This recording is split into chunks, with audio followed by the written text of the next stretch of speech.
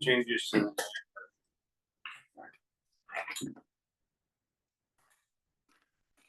discuss the Hi. Kim, ERB a little bit and the library a little bit later on. Public comment?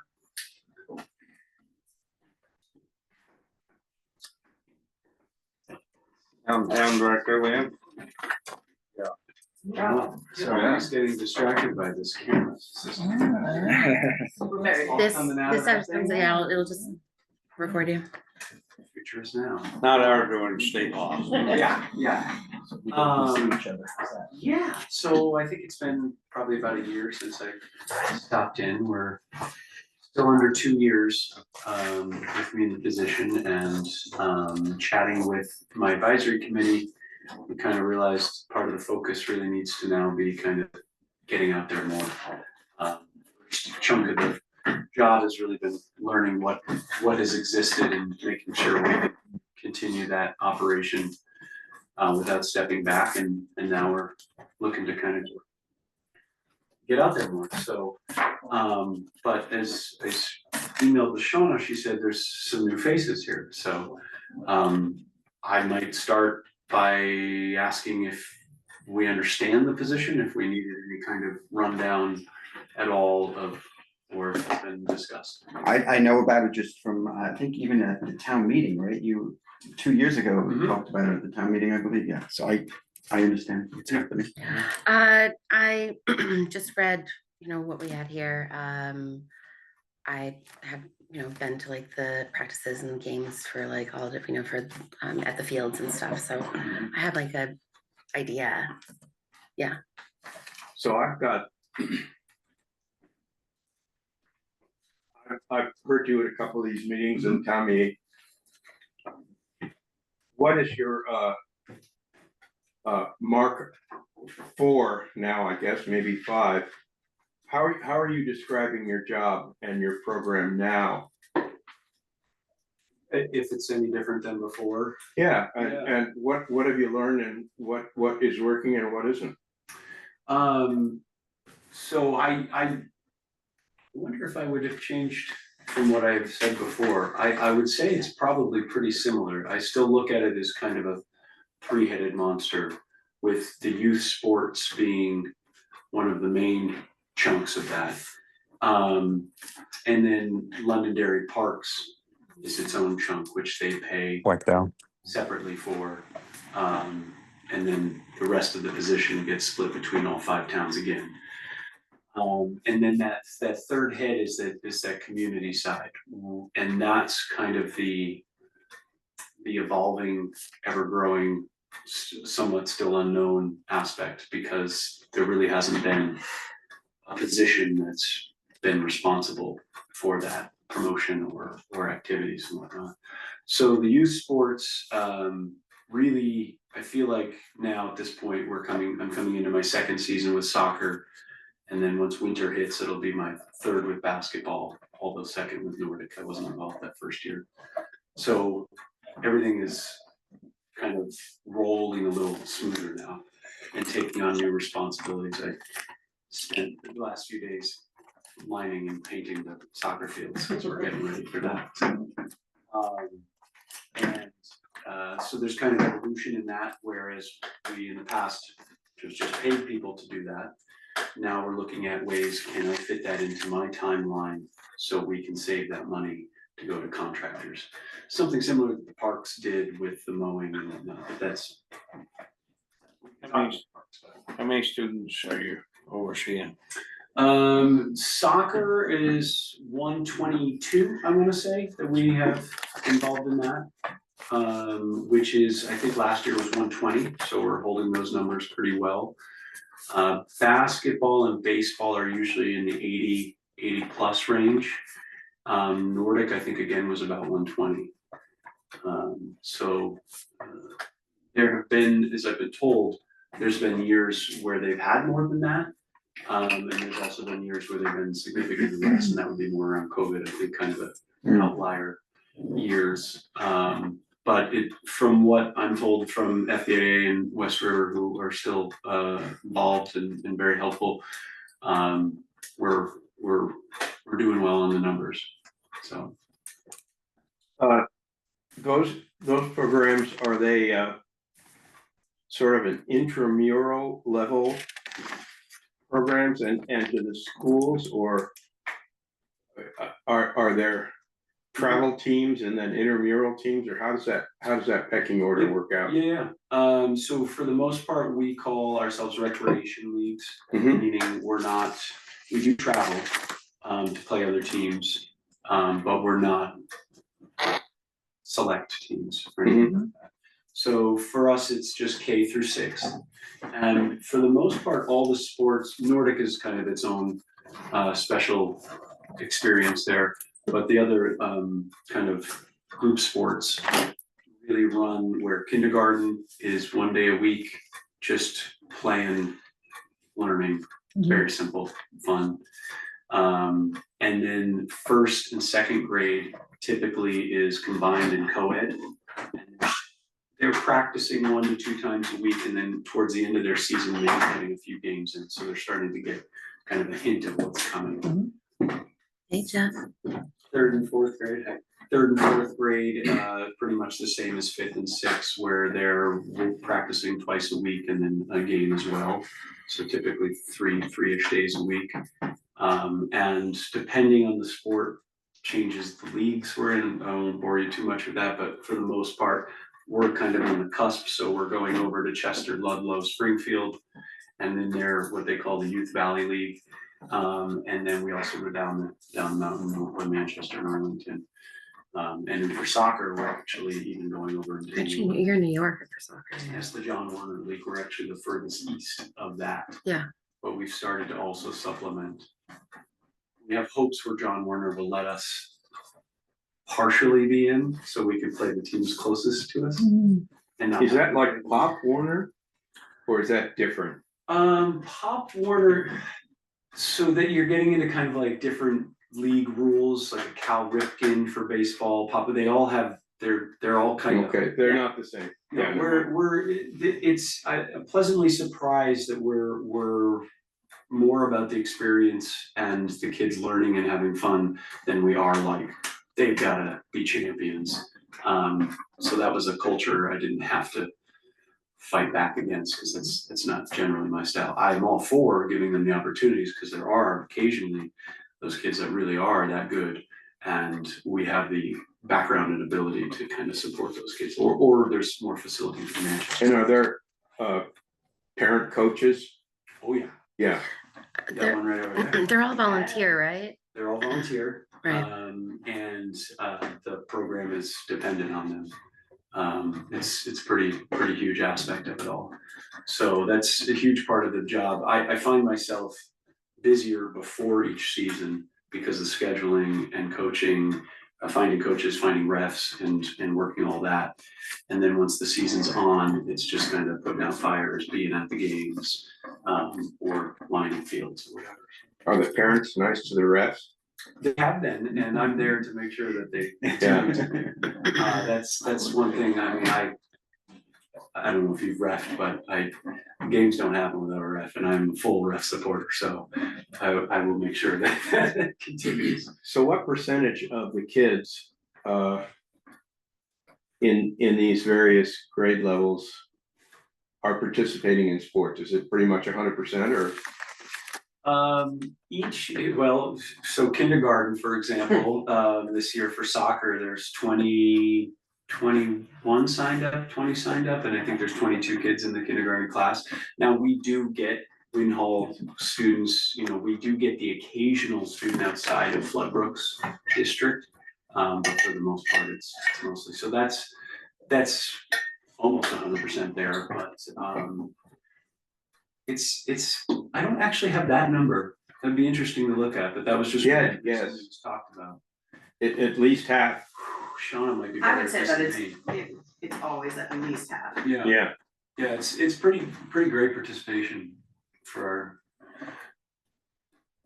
I feel like that's been kind of indefinite. back when we were kids. I didn't know that you had a choice. That is You. what I was told. Yeah. Are you putting together, or do you anticipate putting together recreation opportunities for kids or for adults for that matter, that are not related to these competitive sports, soccer, basketball, baseball, and Nordic? Great question. Yes, and yes. So. Okay, good, that's all I need. Yeah. The adult side kind of falls under that third head of the what next, what more can we do? So we've been, this is our second year with kickball on Fridays, during the summer. Softball, I have struggled to get that going again, but I've heard that it used to exist, so I have hope it'll come back.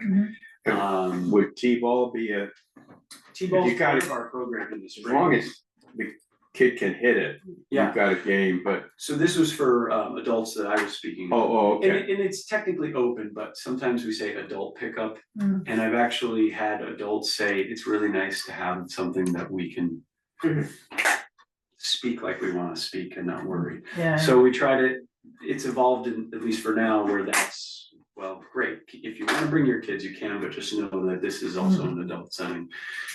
Because we do already have so much for the kids, we wanna make sure. So recreation, in my understanding of it, also includes leisure. Actually, recreation is part of leisure, so to me, that is, I don't know if you've had a chance to look at our website, the Mountain Towns Recreation website. And that's part of what we can talk about in a little bit here, but the goal is that that starts to become more of a centralized hub for recreation for our 5 towns, for our mountain region. And that has youth, that has adult, and then that just has recreation and leisure as a whole, community events. There's a calendar there that underutilized at this point, but it's a hope that we can start to get some more participation, but also obviously people using it, not just putting their events on it. And then what it is set up right now is that tab will break out into whether that's winter sports or water sports or trail sports. And right now they're just links to the great groups that we have already, because we do have a ton of recreation opportunities.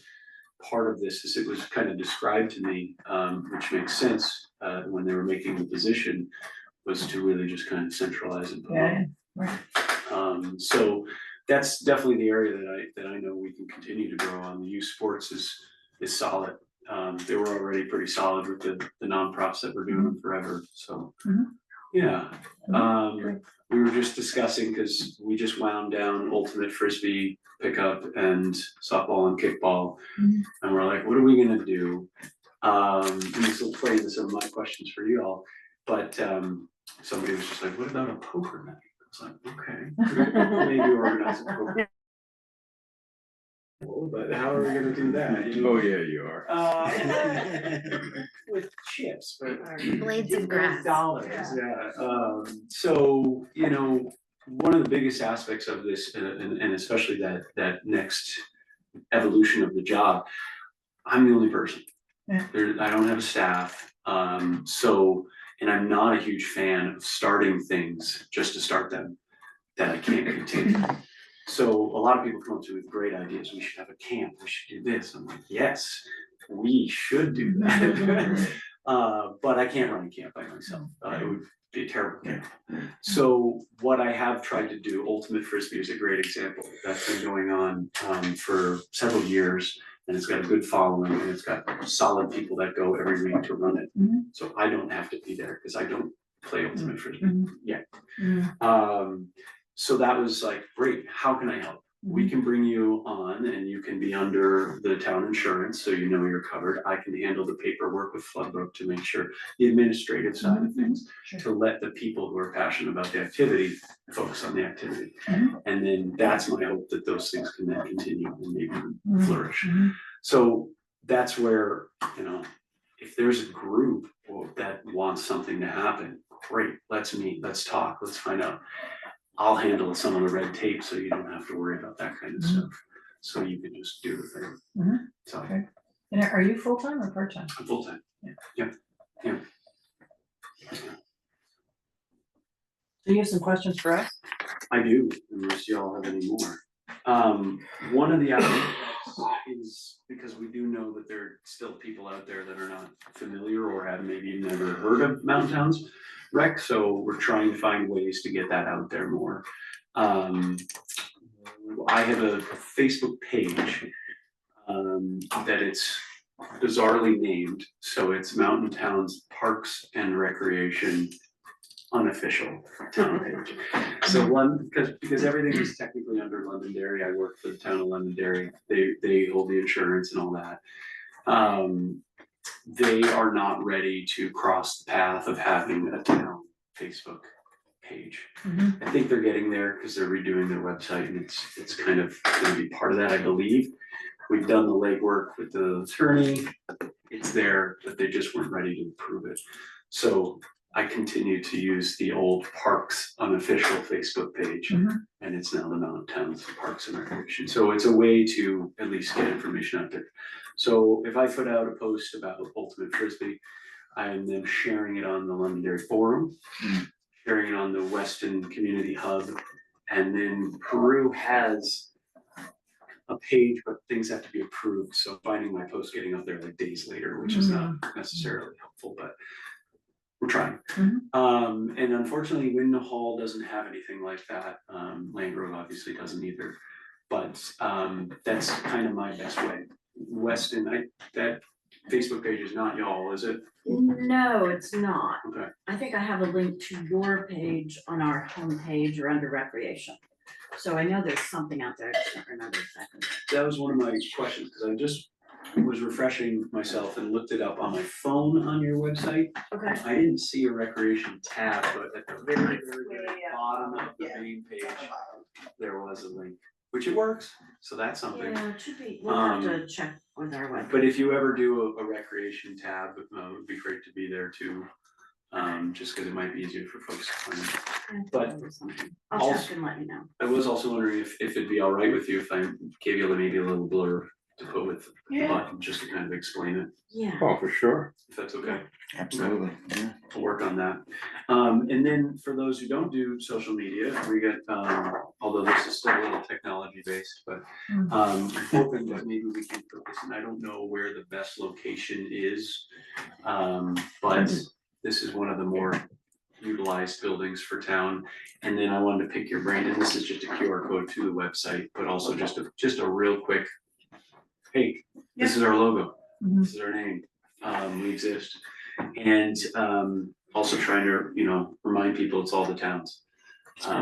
And trying to, this is one of my bigger tasks, which is gonna be years in the making, but is to build a little more support and understanding around mountain towns. And never to take away from the individuality of each of our towns, but to remind that we're kind of our own thing. And if we are working together, we probably can make some more things happen. So that's a bit of a, I don't know if that's a culture. Wouldn't it? Just throwing it out. Yeah. We've got, what, post office here and out on the bulletin board. And does Mail still have a bulletin board? Does anyone know? Who? The, Weston Market. Weston Marketplace? I don't know if he does, or Mount Country Store does, because I always put the Country neighborhood Store, connection yeah. stuff up there. So if we And can then get, put somebody. let's say neighborhood 5 of connections as those. well. Okay. Oh, I can do that too if you want, but, okay, that's great. And interesting, serendipitously, I just had a volunteer reach out through the website.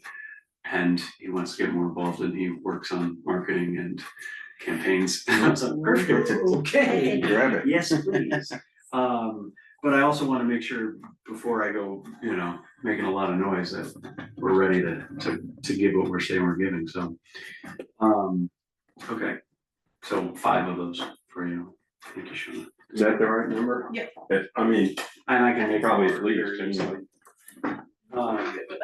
So along with that, this and the technology of that is, it's got the Mylar on it, right?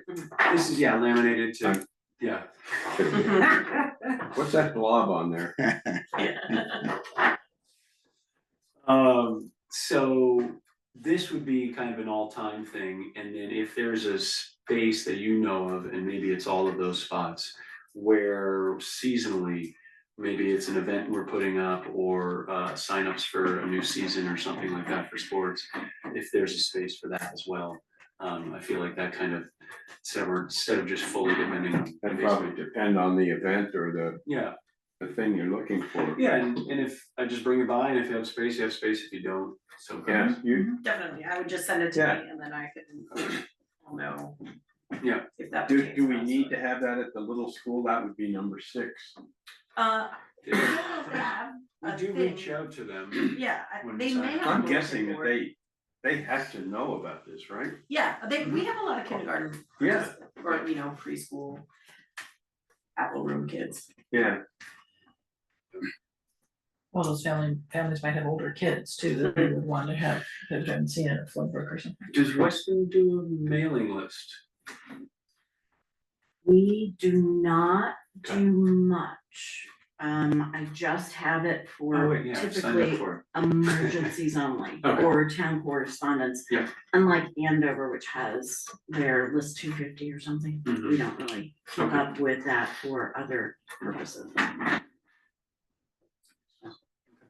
Yeah, I know, we could say, how much do you really wanna flood people with, and if they're getting it 4 times on their Facebook. So, but so that's one of my main pushes, is to try to get more out there. And then, one of my questions was kind of about events or venues in Weston. How can we get Weston more involved, assuming Weston wants to be more involved? Or at least make sure that you're not feeling left out. Being Londonderry, with my involvement with the parks and with some of the sports happening at the parks, like it's a natural draw to that area. But I wanna make sure that we're not just focused there. So I was chatting with Peru about potential use of their town office hall for wintertime gatherings of some sort, whether that's like we talked about, maybe getting a Dungeons and Dragons night for kids. Well, it doesn't have to be just for kids, it could be for anybody. Yeah, maybe. So some kind of non-sport events, and having a venue, because Londonderry's town hall is uninsulated, and it's really not very fun in the wintertime. And I'm not sure what else Weston proper has, in that regard. The Green is technically another entity. Correct. The rec is technically another entity. So that was one of my questions, to know what else, well, look, Walker, I mean, the spaces that are available are Walker Farm, Old Parish Church, and soon to be the library, Thinking of the library. and the Playhouse. Who knows? I mean, that's a whole different yeah, thing, but there are spaces. I'm not sure whether Dungeons and Dragons and Old Parish Church is the right sweet spot, but But that's really, the expansion of the library, that's the purpose of Yeah. that expansion, is to create a community space where people can gather for programs or activities or whatever, so that's, late Yeah. winter, early spring, Yeah. well, let's say spring, well, maybe early summer, but anyway, at some point in the not too distant Sure. future. yeah, we just had our town offices, I know. Yeah. but I'm just imagining, maybe in February, a dodgeball game in Walker Farm. I mean, That'd be kind of cool. That would That'd be be so kinda fun. cool. I think that would be very cool. yeah, just a thought, Yeah. that kind of, And you because have a we're- volunteer. Uh-huh. He didn't hear me. no, Organized. Yeah, we're lucky enough to have at least the school. We get pretty busy, the basketball season, it's the only court Yeah, for all the teams. But, as soon as they ended, we got a volleyball night coming in there once a week, and, dodgeball, something like that. Yeah, but if there's other durable spaces for like that, that'd be great. yeah, right. Durable. Yeah, no, theater could be a little Yeah. delicate. but- well, that space, with all the stuff is out of it. It's a black very box durable. theater. Yeah. I mean, It's just- you're not Bear down. planning on doing dodgeball with hardballs and Roger Clemens, right? I don't know. No, I mean, it's gonna be little kids throwing those Yeah. red balls. Yeah. I mean, how much damage can you do? Never mind. Yeah. I feel like I've taken a bunch of time, so the last thing I wanted to bring up was the contract. Because we are, even though I didn't start till December, the contract technically started in July, so we're actually 2 years into the contract, which is a 3-year contract. So the conversation has been happening with the advisory committee to figure out how that goes forward. And we're speaking with the attorney and kind of figuring out, so part of this is to talk to the towns and actually talk to all the select boards and find out, one, are you happy? 2, if you're not, how can we fix it? 3, what feels comfortable and good going forward for this position? So the best that we're still trying to wrap our brain around it because it is kind of an unprecedented. The only other thing that we can compare to is the transfer station, but that is not even really a contract. It's just, it's an agreement and everybody just gets a bill and they pay it and then it's used. Well, I'll be honest with you, I wasn't in favor of this thing in the beginning. Yeah. I just think it's a babysitting service for parents who don't wanna take care of their kids. Hmm. So I'm not too enthused about the whole thing myself, Still feel that way? yes. Okay. Use sports in general? Yeah, we always used to manage, now everything's gotta have a director, we gotta pay for this, pay for that. Before, everything was volunteer, and everybody got along fine. When I was growing up, we did it, we found our own transportation to games and the whole thing, and now everybody, oh, let's just write a check and pay for it, and let somebody else worry about our kids and stuff, and I just not enthused with the whole concept myself. Yeah. It's another one of these things where it gets going and cost is gonna keep going. Yeah. And I would think that people might be a little rebellious after their tax bills just came out and with what the state will drop on us next spring. I hear you on the volunteerism too. And it's, I mean, I'm dependent on it with referees sometimes, definitely with coaches. And then any kind of events or other things, it's a struggle. And it seems like it's been shifting in general, and then I don't believe COVID helped one bit, but whatever has happened, it's changed. And I agree. And it's part of, like I said, a bit of the culture shift that I want to be able to bring back to start to get some more volunteerism going on. That said, position costs money. And I say the position because, you know, if it's not me, it's somebody else. And that position is what I think, I believe, I now having done it, I believe even more, because I wasn't sure, you know, I just moved back to the area, is this necessary? Maybe, I don't know. And now having done it and seeing how many people have just had a weight taken off their shoulders because the volunteerism was down, it was falling on less and less shoulders. And so there were these people that were just getting overworked, plus being parents, plus having jobs. What you'll find is you'll have parents that volunteer and they want all this and this while their kids are involved. As soon as their kids are out of it, they're gone. Yeah.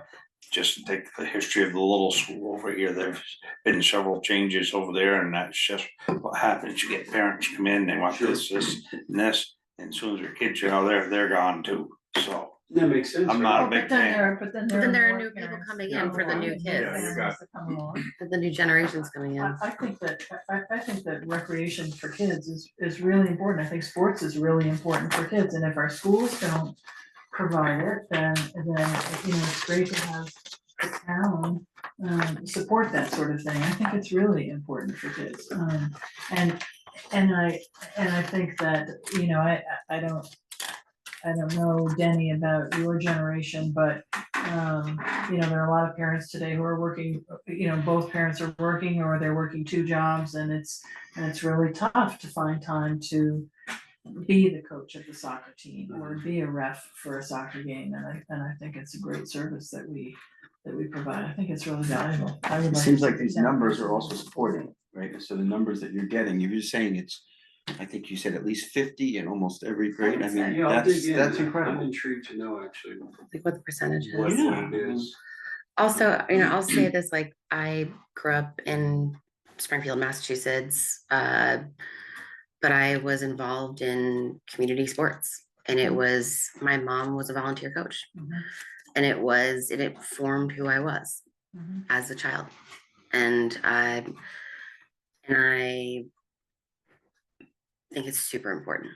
Yeah, it's a great way to meet other kids in the town. It's a, how do you like learn and adapt as, Yeah, you know, especially now. as a human. And, you know, all we can do is just be human as little kids. Yeah, we're, More aspects just of to, coming off the phone for sure. you know, sort of apropos of nothing. We're, I think the original funding was a July or June 30th to July 1st or something like that.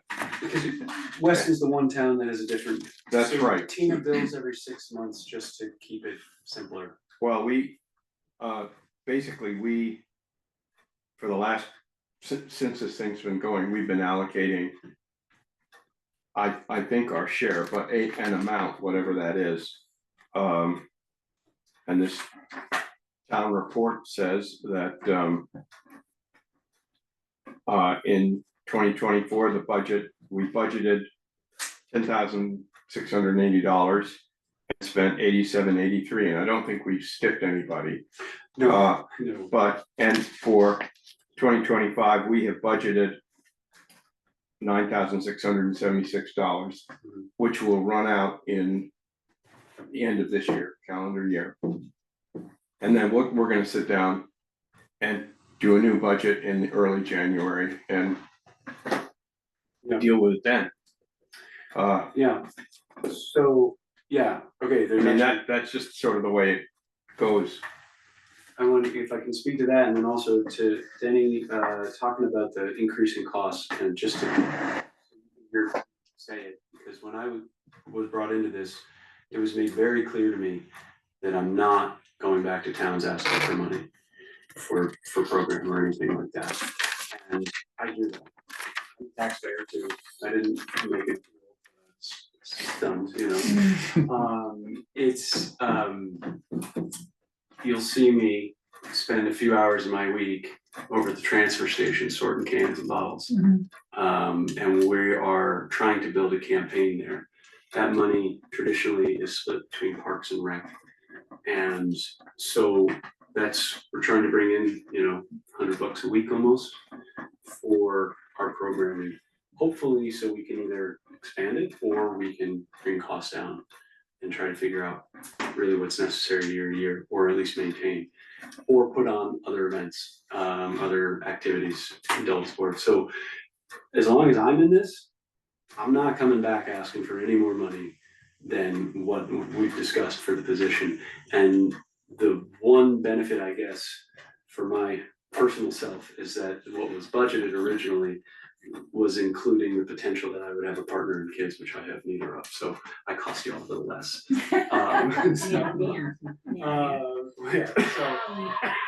But I don't know how, it really be a Tina question, how that works because of the fiscal years with y'all, but that's why she started just doing, there's an annual budget that she sends out, Right. but she's billing it every 6 months. And that, We just paid, I think, $5,000 or whatever it was for the mid-year bill just came, so that would be our 6 months. And so by December, she'll send us another bill, and that would be the second time. Right. and presumably at some point after the beginning of July, but before the beginning of the year, of the next year, the end of this year, Londonderry will be sending us, you know, a budget for the program and the pro rata allocations by town. Right, they did do that last year for our. So we'll have something going into our budget cycle. So the concept that we're working with, and this is ultimately up to each select board, but the theory is that it does not need to go back to a town vote other than being a line item. Right. But that the agreement continues if the select boards agree. But we're open, that's the conversation we're having right now. Do we need to have a formal contract like we had where we're signing? Or is there an agreement that goes, should it go for another 3 years? Should it go for 5?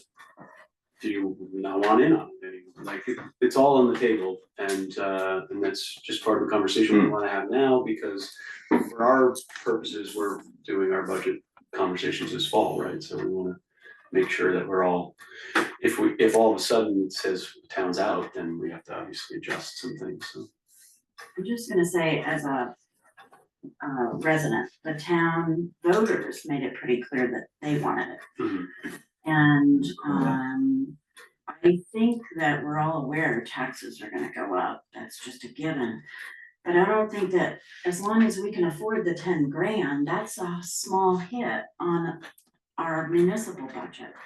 And I think we would be shortchanging our families as well as our children to take that away from them and not participate. I understand the culture change, I understand that things used to be different, but the reality is, this is something that's very beneficial to our family and important for their personal growth. I think it should be a line item and let the voters decide. But they already did. So did. No, he's talking about future ones. No, I understand that, but we as voters already said we wanted it. And I don't think they even signed a petition. But that can change too. People's pocketbooks get tight, they can change their minds. So we're talking about a line item in the budget, but you're also asking for Commitment. a 3-year commitment. Yeah, and I'm sorry, I don't have a better way to explain it, because we're still figuring out what's appropriate, because it was a contract that each select board signed. It was voted on in the town meeting because it was a brand new thing. But now that it's potentially continuing, does it need that level each time, or can it just become continued? But Do we have anything in our budget that's a regular item? That's a 3-year or a 5-year or a 2-year expense that we commit to? Just appropriations that keep going up and up, and the bulk of those are Weston associations, not non-Weston. Right, but those are voted on every year. It's not like we say, okay. They are, but they don't come forward with a petition unless they've asked for a different greater amount. Right, It's a given that right, It just they're gonna come to continues. you. which is what FBAA used to be, Club Athletic Association. all right. And so they would come in and ask for a certain amount from each of the towns. And we paid 2,000 to that. I think so, yeah. And West River Sports was another amount, I thought that dropped off after a while. Yeah, they started doing their own fundraising. And the hope now is that those entities, they still exist as central school This is where it is now, So transfer they can station, be supporting a lot of. electrical upgrades, and Mountain Town's recreational director. But all It these, shouldn't turn into a rubber stamp thing where it's, oh, they'll just rubber stamp it and agree to a 3-year contract all the time. It shouldn't turn into that, I'm sorry.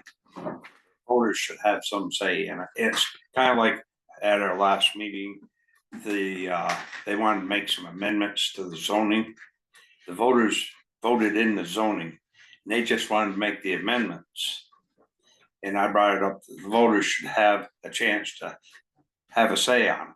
Well, unbeknown to me, the state's passed a law where they've got to have 2 hearings and they can put the amendments in, but they didn't say that until after I brought up the voters. So I'm a little leery of getting into these rubber stamp things.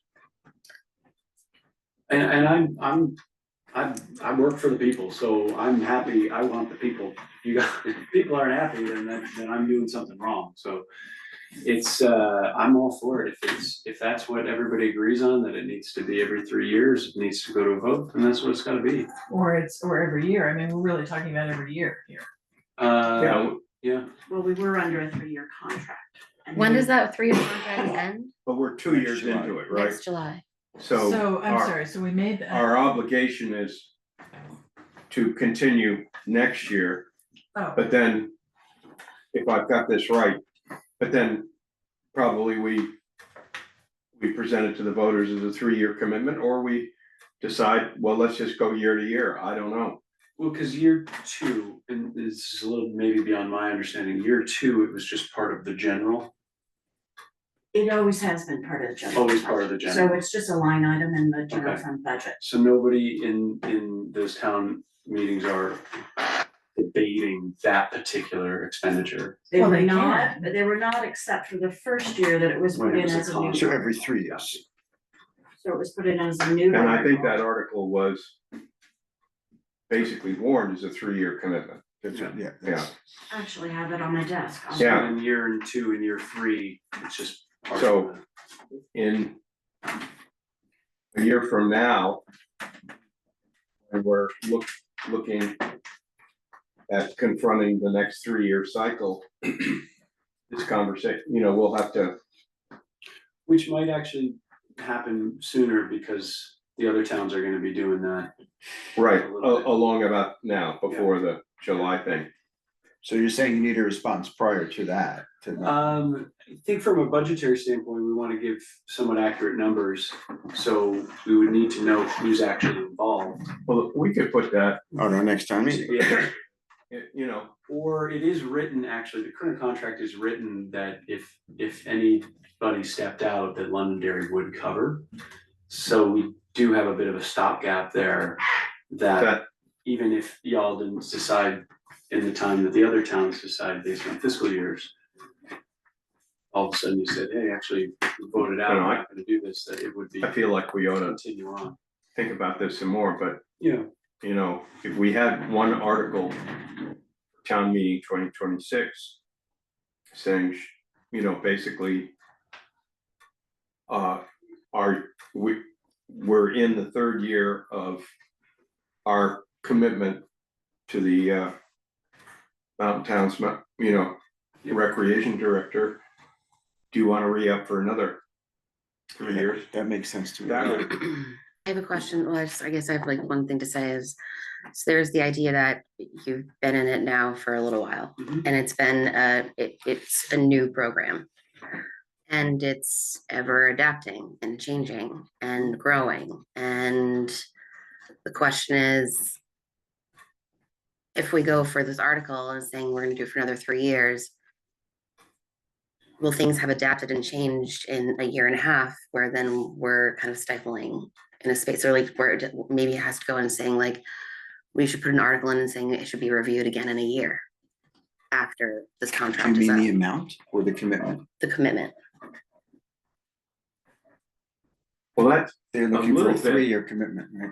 Does it have to be a 3-year Plan. commitment? I mean- It doesn't have That's to be part of one, the conversation. right, that's part of the Yeah. conversation, Yeah. right? Okay. Yep. It's saying that's part of it, it's like, if we're hesitant on committing to a 3-year thing, if it's, the program is still growing and adapting and changing. Mhm.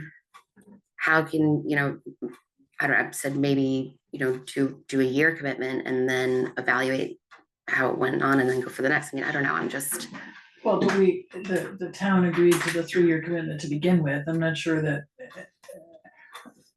I'm not sure it necessarily needs to be a review after every year again. I mean, why not see if there's a 3-year commitment? And maybe somebody proposes, no, we don't want a 3-year commitment, we want Right.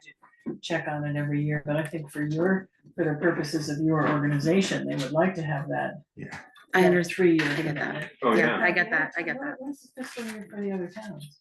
All the other 4 go from July to June, Oh, so it's just a little. so that's very confusing for you guys, huh? yeah, That we're different. Tina. Yeah. Yeah, Hmm. thank goodness I don't really have to fully understand it. It's my brain is a pretzel. Well, it feels to me like there's a consensus here, Denny, with all due respect, you're apart from that, but there's a consensus that we approve of this organization, and we will put that, In the morning. and we will put that in the warning for the town meeting. Okay. And maybe that's the best we can do at this point, put it to the voters and say, are you happy Right, with I this mean- program? Yeah. I didn't wanna be where we were just rubber stamping it and Yeah. locking the Yeah. voters into it. That's fair. I agree. And I think Thank you. the other towns are kind of in a similar, speak forward, but I think everybody's kind of on the same page. and I gotta say that, if you got run over by a trailer truck and, and the whole thing fell apart and other towns started heading for the exits, I don't think that 3-year commitment would hold up. I mean, you know, you deal with that new reality. Yeah. And I think it's sort of implicit in the agreement that the program continues, you know, on its current trajectory. And that was anticipated by Londonderry, who said, Yeah. you know, when Kick in. all the other towns agreed to 3 years, but if one town drops out, Londonderry will pick this up. Yeah, they're committed. So There's a boatload of stuff coming down the pipe for the next 3 years, so it's gonna be a moving target for not only this, but everything. yeah, Right, money's gonna be tight. So. Yeah, when the next year's town meeting. okay. Thank you. Thank you very much. Nice to meet you. Sean, I'll get you this one for now. Yeah. Very much. Good night. Too. Bye, thank you. Alright, we got the minutes of July 22nd to review, There's and August 12th. July 22nd, the corrections have been made. We've already approved them, right? Yeah, but they were, I just need the signatures because they were on the last page. Yep. And then August 12th is the newest meeting that we, and then the special meeting that we had for the tax rate. I have some corrections to the August 12th. Sure. First of all, on the public, in the attendance at the top, present public Deborah Granquist is spelled, Deborah is spelled wrong and Granquist. Oh, jeez. Zimmer. And over on number 6. Construction will require a full road closure for approximately 1 week with this is the third paragraph, with a 2.5-mile local bypass road available from Piper Hill Road to Old Tavern Road to Dale Road. I don't think those are in the right order. I don't know how you go from Piper Hill Road to Old Tavern Road to Dale Road. You don't really. You take either Piper Hill through to Old Tavern, you come down to Wayne, Yeah, take one up to Piper. Okay. And To Dale. you could take Dale. or you could go all the way on Piper. or you Yeah, could and go- I'm just saying that I think it's an accurate statement of how it's described, so maybe put, I don't even have to put those road names. yeah, why not just leave the road names out? That would be fine. Okay.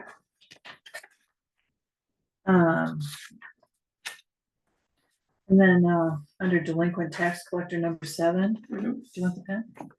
No, Hauser I is- got it. That's- Gretchen Hauser is spelled wrong, it's H-A-U. And same thing in the, next full paragraph under the motion, Okay, Ms. Hauser. yeah, And sometimes you call her Mrs. and sometimes you call her Ms. So I'm in the, okay. yeah, whatever. That's all I have. Fix those. Yeah, I read the minutes of the select board meeting, and I do believe that Will Goodman was in and discussed the secular development, and I don't see that anywhere in the minutes that I saw.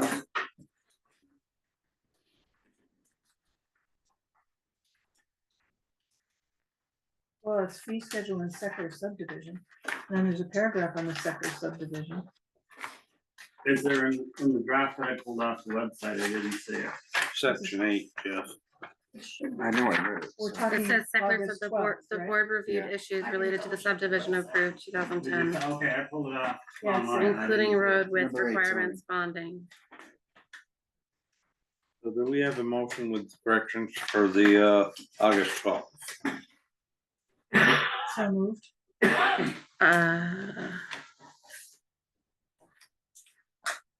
Or not. Yeah, second. Further discussion? All those in favor? Aye. All right. Aye.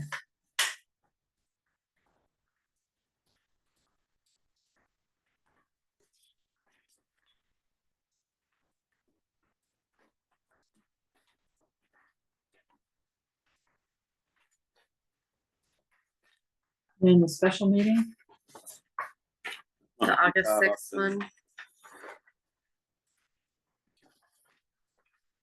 See it here. Must have caught up in that paper there. oh,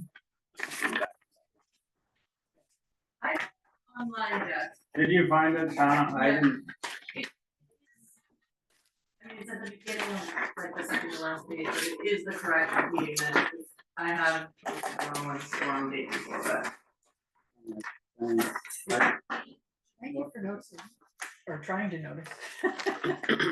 All right, we have the August 6 minutes of the setting the tax rate.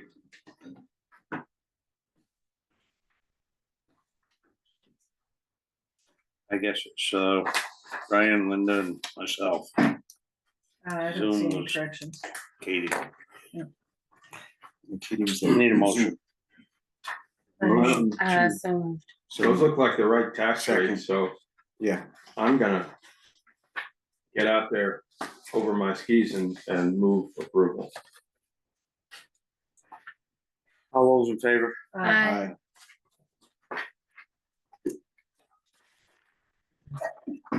God bless you. Bless you.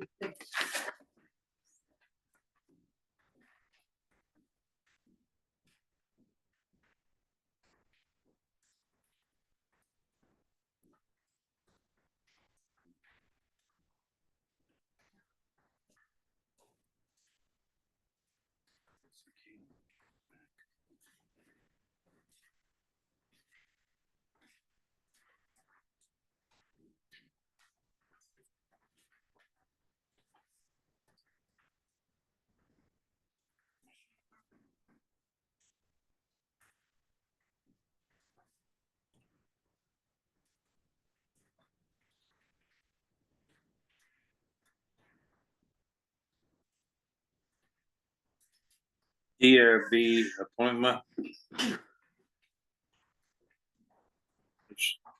Has everybody got a, Let's wait for. Should we wait for Katie? Yeah. She is.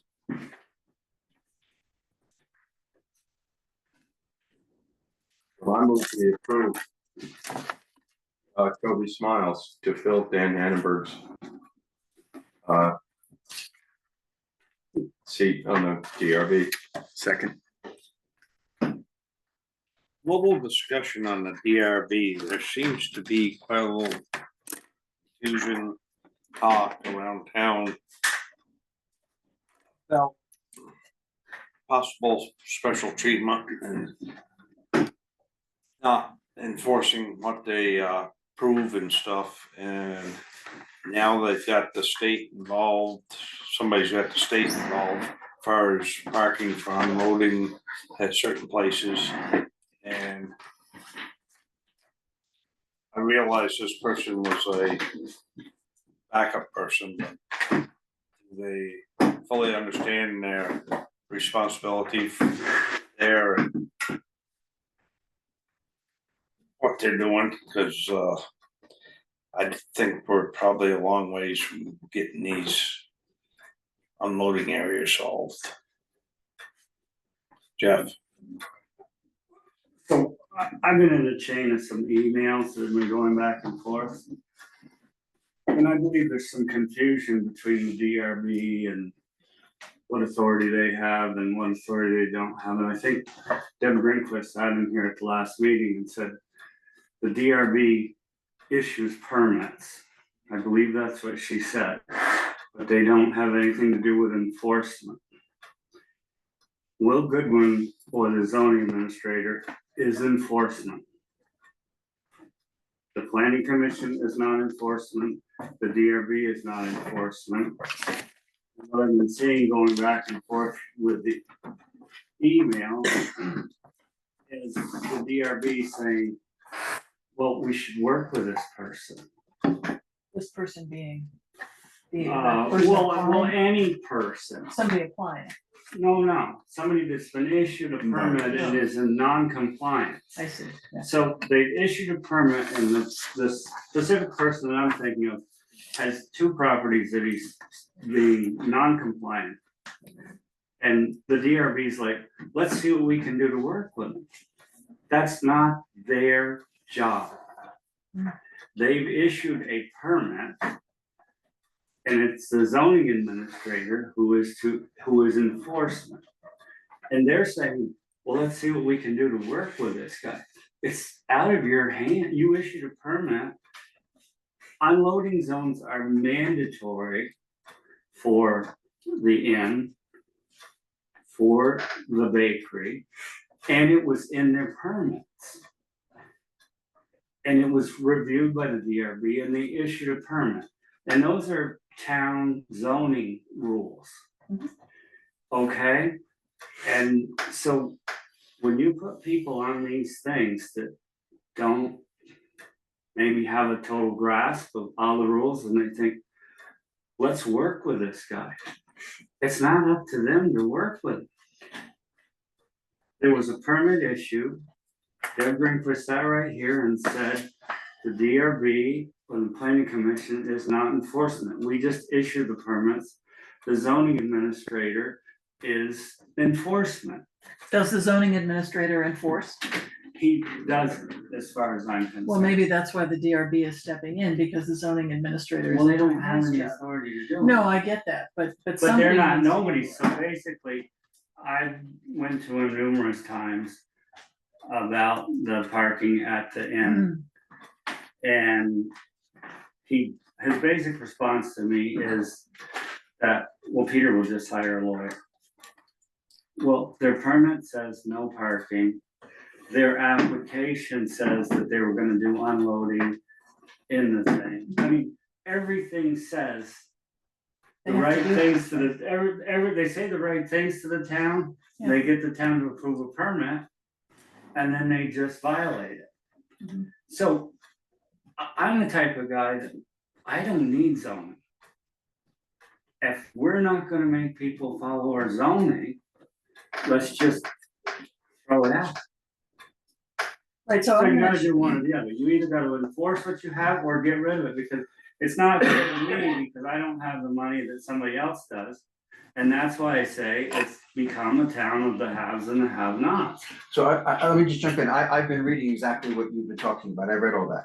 So my question is, and this is my ignorance here, but, so I understand what you're saying about enforcement, but is there anyone during the process when these, for example, parking lots are being built or whatever, that's watching that, so as it's being done, we can say whether or not it's meeting the regulation that we have laid out, as opposed to waiting till the end? I think, Brian, that's a fantastic point, because we don't have an engineer going out there and saying, yes, this meets what you said, and we're not doing that. And the inn has admitted in an email that the building is bigger than it was permitted for. They've sent an email that says the building is bigger than it was permitted. They've also said, the state guy said they came to him and asked him if they could downsize the driveway at the bakery. And unbeknownst to him, he said, I think you can downsize it. I don't see any reason why not. When the town's permit said they had to have that parking. But the state's permit also says that we don't supersede any town zoning or this, that, is. So I sent out the email on, let's say, Wednesday or Thursday. The following day, I've got pictures of people parked on both sides of the road in the highway at the same time. Mhm. Mhm. Can And I throw a monkey wrench into some of this? Sure. One of Will's things is, well, he's posted the property and I can't go on it. So I asked Shauna to do a little research. And here it says in Vermont, the authority of the zoning administrator comes from chapter 24, 117. Once a permit is issued and posted, zoning ZA is responsible for ensuring that the construction or use complies with the permit and the town's zoning bylaws. This usually includes site visits or inspections. However, consent or notice to ZA generally should notify the property owner and arrange a time to visit. Many towns have policies that the ZA may only enter the land with the owner's consent unless there is explicit bylaw provision allowing inspections. Scope of vision. The inspection must be limited to verifying zoning compliance, setbacks, building placement, use of property. Statutory basis. The ZA shall administer the bylaws literally and shall not have the power to permit any land development that is not in conformance with such bylaws. To do so, site inspection is part of the role. Trespass concerns. A ZA does not have a blanket authority to enter private property at will. If an owner refuses, the ZA may need to rely on visible from road observation or seek an enforcement order, chapter blah blah blah, through development review board or environmental court. Then there's 3-4 more paragraphs, but if there's a bunch of information there, I don't know if he knows it or not, that he could follow through. And Shauna's gonna give him one of these if I you mean, like. the sad part about this one is they admitted in an email the building's bigger. He doesn't, I mean, the other thing is that's a public space. What is? The building. And, I mean, the public's invited to the inn, Oh, are I they? see, yeah, right. They're gonna be invited to the bakery, and I get it. And Denny and I talked about this a little bit today, so I wonder if our town permit shouldn't say, when we issue a building permit or a zoning permit, that the town has, in you accepting this permit, the town has, the ZA has the right to come on your property with notice and do an inspection. Maybe something needs to be changed, because Will's, you know, I've been saying this to Will since the winter, you know, the parking lot that they created off from Mill Lane, they never got a permit for. She's got one for you. So what you're saying is that the zoning administrator is not doing his job. I am absolutely saying that. And so we've got two things here. We've got the zoning administrator who's not doing his job. And then we have a property that's in violation of their permit. And because the zoning administrator isn't doing his job in any way, but particularly in enforcing that. So now we have to enforce that in some way. And what are our options here? A fine, I suppose, but we're not gonna, maybe we could ask him to take the whole building down and start over, but.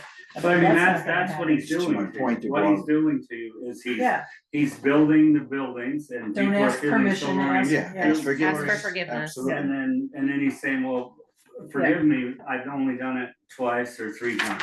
Yeah, right. And I think it's a simple solution for him if he would just do it. You know, he owns numerous pieces of land around, unload the tractor trailer somewhere else, put the stuff in a cargo van and deliver it to the things as his permit says. But he basically is saying, Okay, but really we need to get Will to enforce that But I right, asked, and go talk to Peter Sharp or so, but whoever. I asked Will that 2 weeks ago, and I said, so what's the end game here ultimately? You know, I mean, so, you know, we have these issues with safety, with unloading, all these different things. I said, so how does it follow through? And then Will said, well, I don't have the authority to just go and say, you can't open. Like, they're just gonna do what they want. That's what he said. I mean, we can go back and like watch the minutes, but it Right, seems but like that's he, not right. but right, that's what I'm saying, like, Yeah, he's that, wrong. that's You what, but can't- that was his answer. What's the Yeah, point that's right, of I all? remember. Yeah, that. that, That's that kind was of what his he said answer. to me, Let's like, just be there's clear, like, nothing and I I can didn't do. really know what to say about that, because then, well, so how does that follow through? Like, what's the end game here? well, so this spring I went to him and, you know, I'm trying to, if you plow Mill Lane, there's only one way to get out of Mill Lane. And I would say this to you guys as a safety issue, not just for me. But if people are parked on Route 100, and I've got numerous pictures of vehicles parked on the south side of the inn's driveway, and I have to back out of Mill Lane because you can't turn around. And there's a tractor trailer parked, so I can't see, so I have to back out of Mill Lane blind. Or anybody that lives on Mill Lane that wants to come out and turn left or right, is pulling out blind to Route 100 traffic. Okay, so we And- have all these violations, and we could, there are probably a dozen others that we could list that Will has not attended to, has not enforced. So how do we, he's a town employee. So we have to tell him to enforce these things. I mean, what is our, Has this come up? Or notify us of violations, I mean. well, what are we As- gonna do? But you don't, it literally Will's job is he's to interpret the bylaws literally. Yeah, And the permits literally, no deviation, it says his job is literally, you guys don't have the authority. The buck stops with you, but the buck is, you guys gotta put a person in there that we'll do it. does the job. Yeah, right. You're not the ZA, but That's I right. will tell you, the planning commission and the DRB and all these other people who are Exactly, not doing their job appropriately, the buck stops right at this table right here. You are the select board. And if the ZA is not doing their job and the DRB is not doing their job, the buck stops right here, and the passing of the buck needs to stop.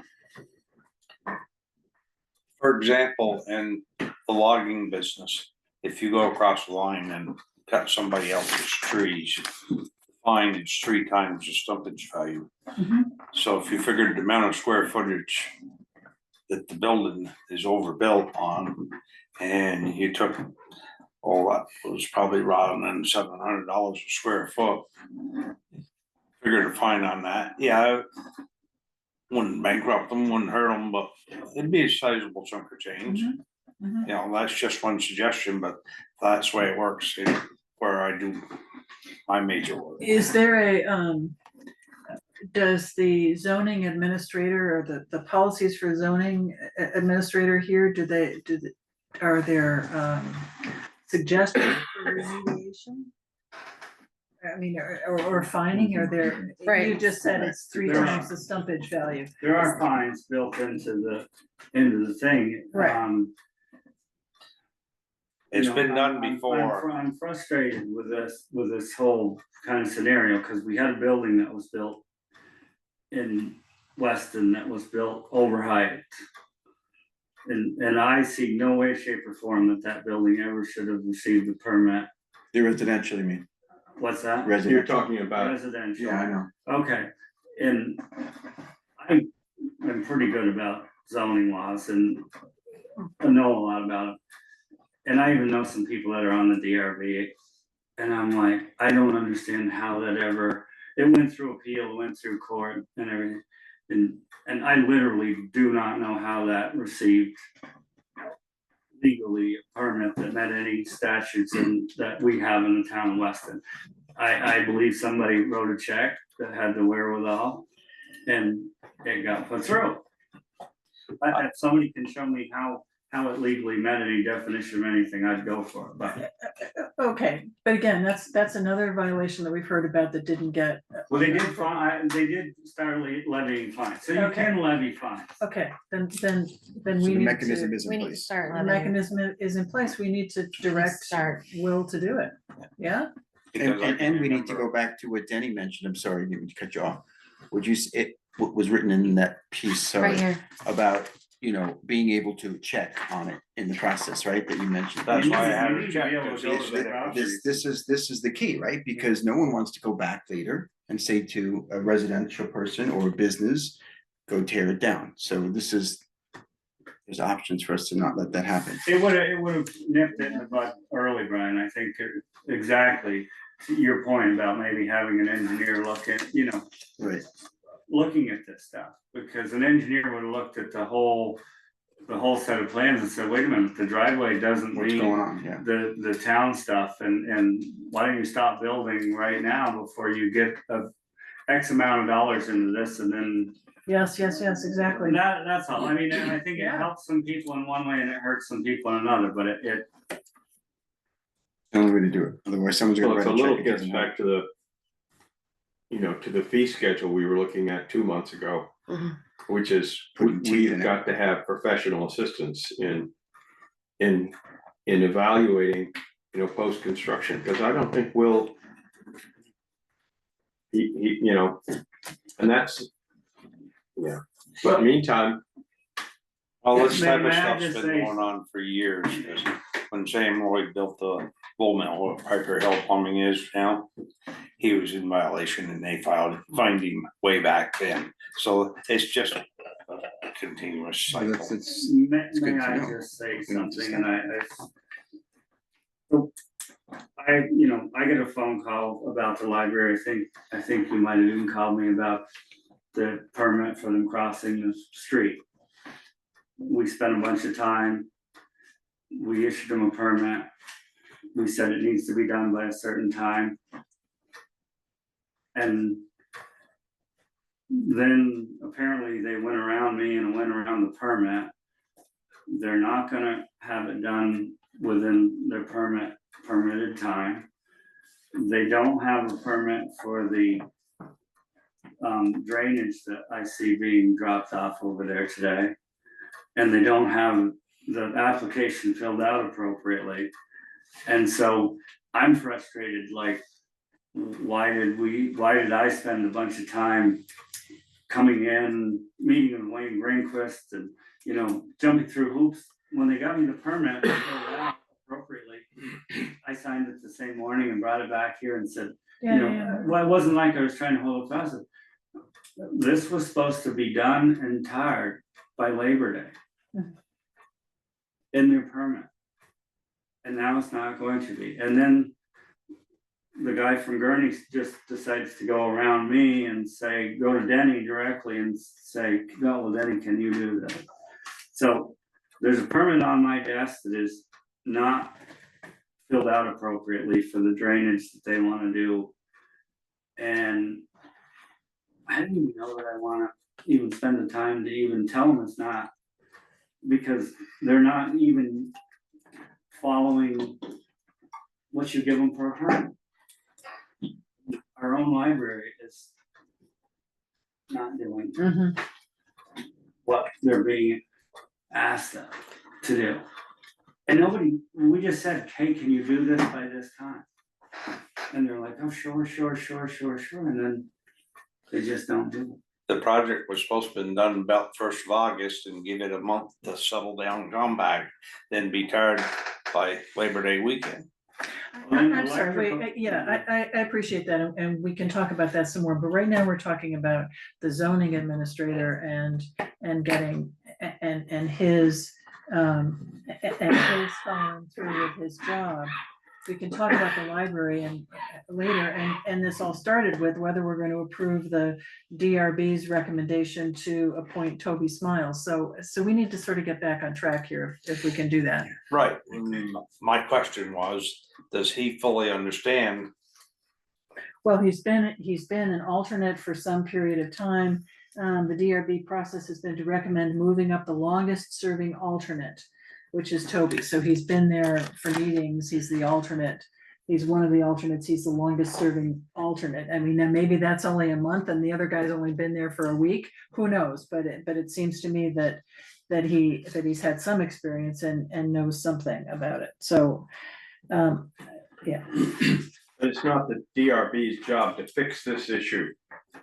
No, it's not, but Yeah. that's where we started. So I think we Right. need to approve this and then can we look at, Then we can or talk not about- approve yeah, this. I agree. And then can we talk about what we I want believe Real you made a Goodwin to motion do? on it. Yeah, have I made a motion? I think I did. Yes. Yeah. Did I we get a second, I second, Alright, all those in favor of the motion. I, Aye. So. We're gonna talk about the tax collector anymore, or you wanna think about what we're gonna ask him to do, You mean the zoning administrator? or zoning administrator? well, there's, so you said that Jeff said that there's in like the, you know, the training, whatever it is for the zoning authority, for the zoning administrator, there's said that there is fines that are built in, but I guess I just need, like, we need to figure out what the percentage or what I'm not those sure fines those are. are covered in local statutes. I think it says it's X amount a day. I think it can be $500 a day. I think it is in the zoning. what the penalties are for?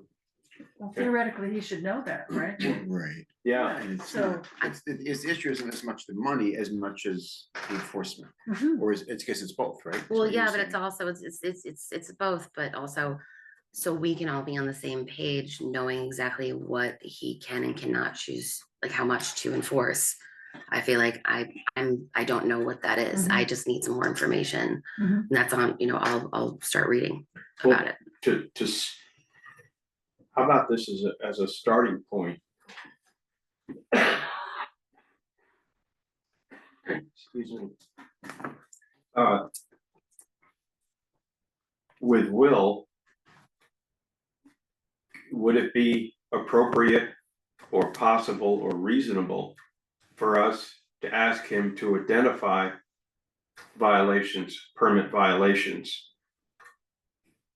And then we can provide advice as to enforcement actions.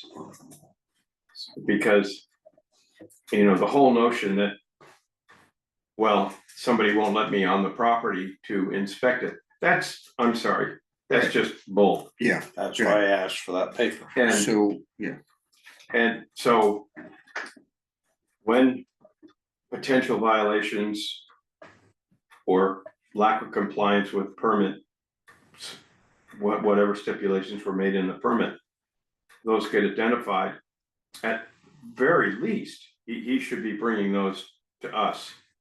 And then we can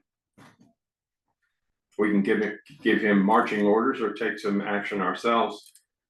But it's, this leads to a much larger discussion that I'm frankly right now not prepared to have. Because I'd like to get some idea of how other towns go about this sort of stuff. And it gets us back into the fee schedule and having, yeah. It's a much it's larger like our conversation. culverts. We need, Yeah, no. we need to have somebody post a bond or, it's a couple $100 for a culvert, but maybe it's 10 or 20, 5% of the construction cost. You just have to post that bond and we'll release it back to you when we've had a professional engineer backed up by the zoning administrator, okay, it as to compliance. Right, and I mean, that, But those are things that, those are longer conversations, but exactly, I had one last week that called me and wanted their driveway, something Alman looked at, and then I went up and like, this is no way, shape or form comes anywhere near meeting the thing, and I talked to the contractor and I talked to the homeowner and walked away from there and said, okay, you know what to do, and went back, and it's exactly the same as it was before. The water's gonna run right in the road, and so. So they haven't done a what damn do I thing. do? I mean, what they did came nowhere near bringing into compliance, so what do I do now? I mean, it says I can, dig the driveway out there and, I was up front with the guy, I said, well, I think your plans are just to sell this thing, and he's like, well, yeah, I'm gonna sell it. Well, then next person's gonna assume that this driveway is a legal Legal. driveway, but if you don't have some sort of fees or something, or, I mean, this Yeah. will saying, hey, I can't do anything, when I got an email that admits that they so overbuilt we the need to- building, I mean, I think that. well, So we never have a Well, system one of in the place things so we that could do- we can hold that. in that case, Jeff, is you just write us an email and say, hey, listen, Joe X at, 2673 Jones Street, his driveway isn't compliant. We'll see to it that goes into the town records.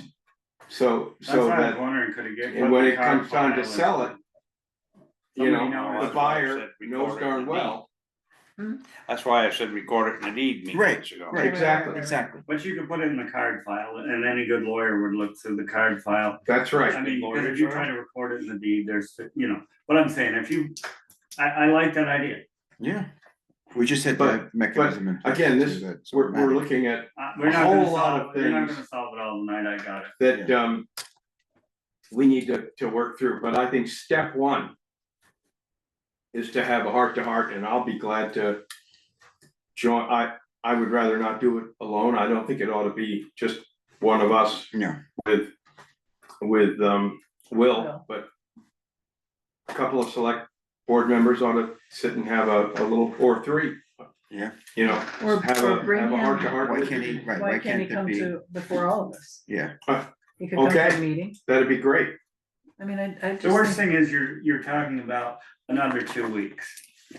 Well, You that's, get what I'm saying? I mean, I guess what I get from Will, from the last meeting that I attended, that he was here, is he's spending most of his time trying to prove that somebody has a permit to develop a building lot and putting on a PowerPoint presentation when that's not his job, to prove that somebody has a permit. His job is to issue permits.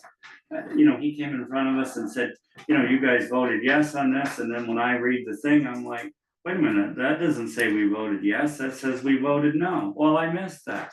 But it's people's responsibility to get their permits for subdivision, this, that, and anything. It's not the zoning administrator's spot to be proving that you have a legally developed lot. And then when he's spending this, and then he comes out and says, somebody, Deb Grinkfast says, well, in all fairness, Will's been very busy. And then Will says, well, they've only had 6 permits for the whole year.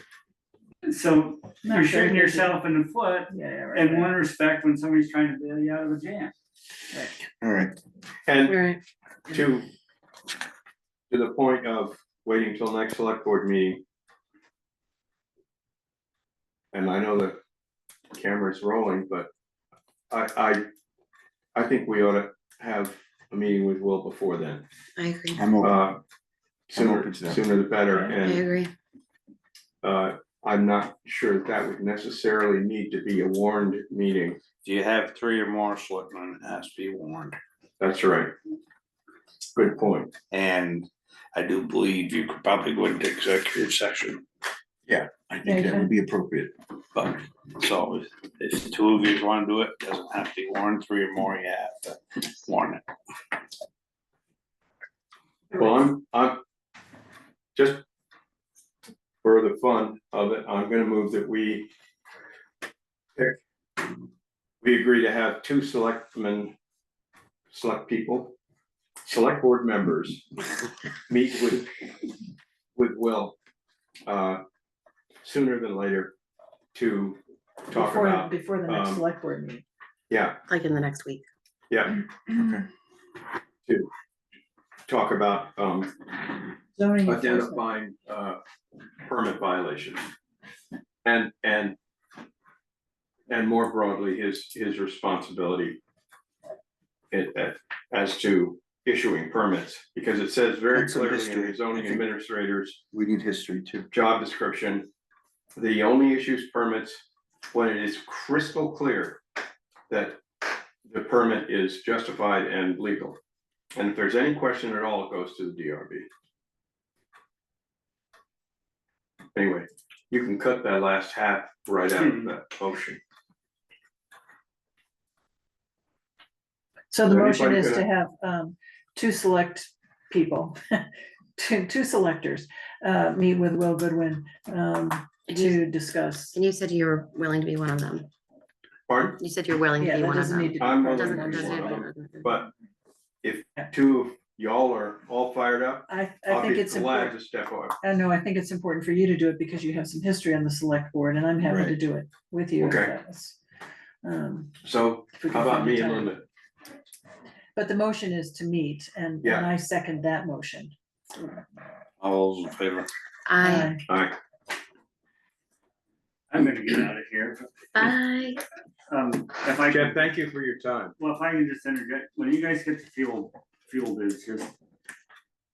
I don't wanna stay here till midnight, but.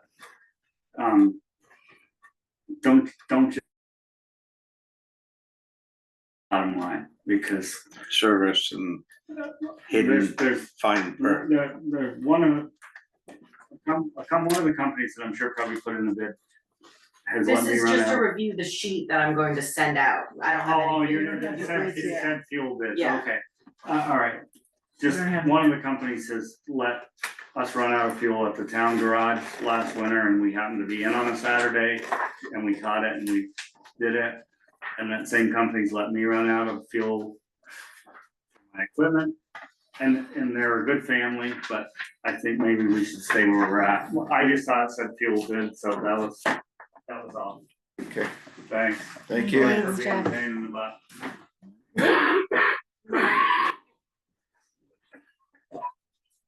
Alright, we got the tax collector policy. Yeah, so Shauna, you sent us the original policy and then this is the change policy, is that Yeah. right? Correct. And I don't have the original in that packet that I gave you. I haven't, I've got it. yeah, you did put it in the packet. Oh, maybe I didn't put it in my own packet, so. Oh, okay. Oh, I didn't have it either. We haven't signed it.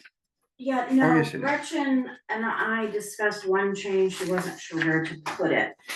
We allow postmarks for current taxes, but it's never been allowed for delinquent taxes.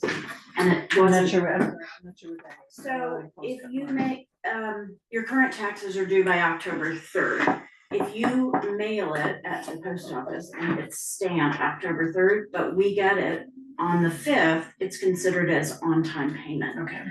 But that's not the case historically for delinquent taxes. And it's really, part of it is if she comes in on the 1st of the month and posts all the interest and whatever payments, and then somebody sends in a payment and a postmark is accepted, then she has to go back through to that person's individual account and unpost things, and it's very cumbersome to do that. So for the delinquent tax payments, we have not allowed a postmark. So it's due by the end of that current month, or interest is accrued or posted. No postmarks are allowed. And I don't know how to word that, and she didn't know how to word it either, but it was a distinction that we do have between current taxes and delinquent taxes. Well, you should, I mean, if you just say that unlike paying your tax bills where we look at postmark, delinquent taxes have to be in our hand. The check needs to be in our hands by the due date, By the end of the month, which is the end of the month. or new interest accrued. I mean, it says right Yeah. here, billing and due dates, Daniel, so so this is dealing with tax collection policy. Taxes due on the specific date voted. So that's for current taxes. Current taxes are voted That's on not at the town delinquent. meeting. Right. Okay.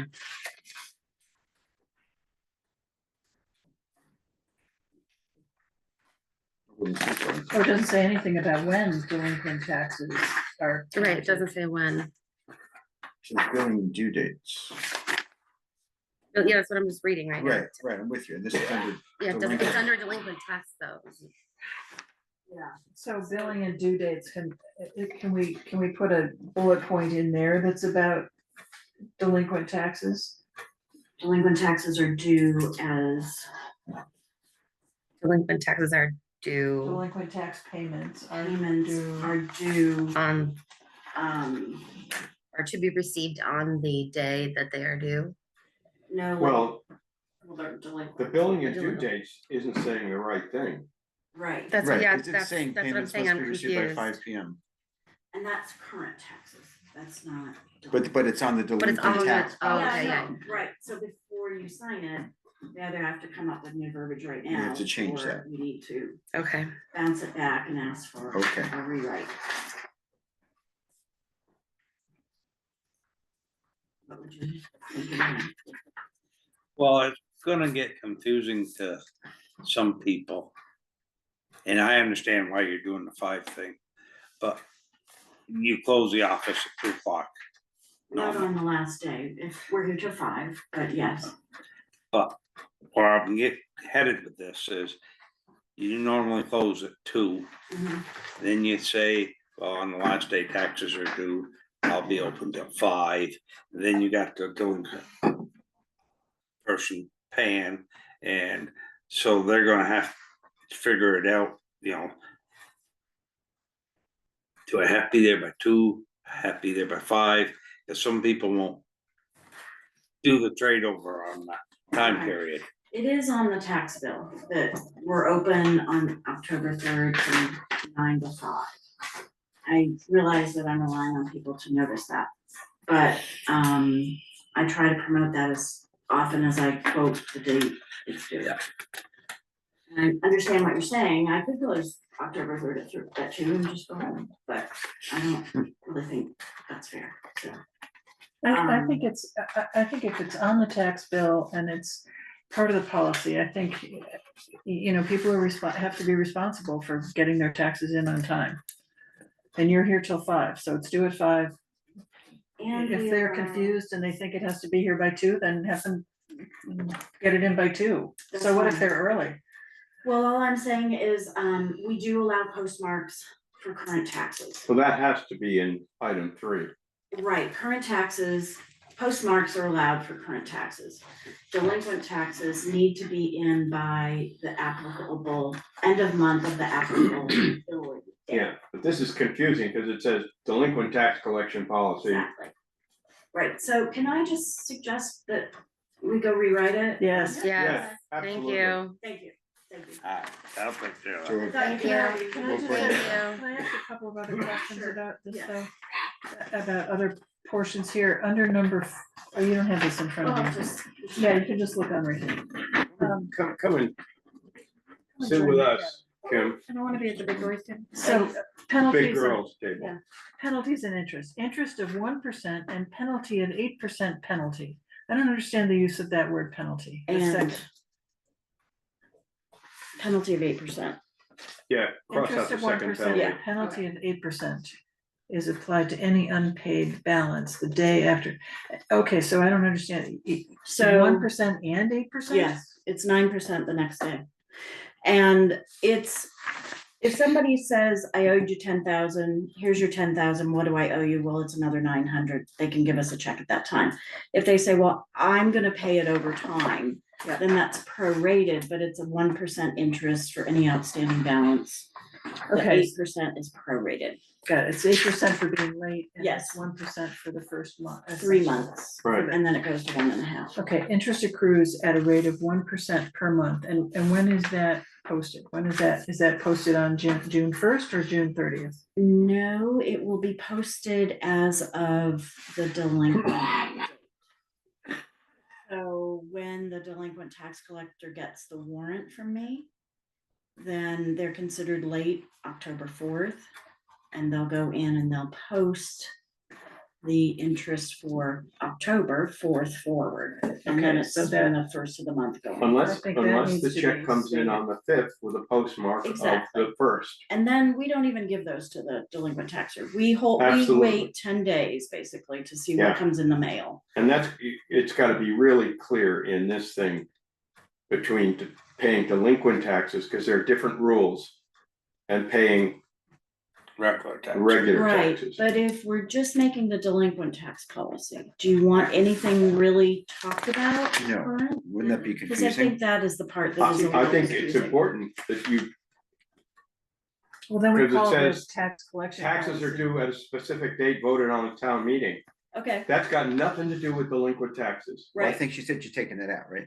we had talked No. about, Rewriting that. we had talked about having to rewrite this so it wasn't so confusing, and Yeah, the tax date changes, you know, it used to be September 10th Right, right. every year. That was really easy, and now it's the 1st, or now it's the 3rd, or it's the 6th of October. So how do you say that, other than referencing what's voted on at town meeting?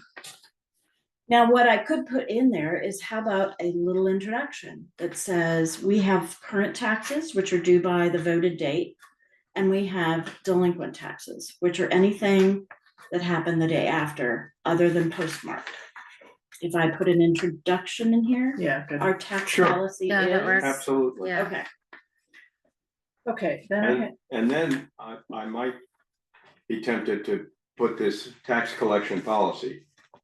And then it would be first, regular taxes, okay. talk about the post date, You want them combined. postmark, and, otherwise. It's gotta be by 5 on the due date, which is voted on annually at the town meeting, blah, blah, blah. Blah, blah, blah. And then Yes, I delinquent think that's, taxes. I think it's very good for clarity, because it's very different. Exactly. Yes, Miss. Yeah, so I have. So are you ready for us to just let you loose to No, I rewrite have this some now? other, I have Or some you other, have any I'm other waiting. questions? I have some more things. Okay. We have some more Sorry. thought-provoking comments. Taxpayers who are unable to pay their delinquent taxes in full may request in writing a reasonable repayment plan. I wanna know when they have From- to ask for that. They may request, they're going to have to do that once they receive their, As soon as they're delinquent. yeah, from the warrant. collector of delinquent taxes. May When they- request from, When, when they Right. receive their, I'm gonna give this to you. so you- yay, I can give you a copy if you want.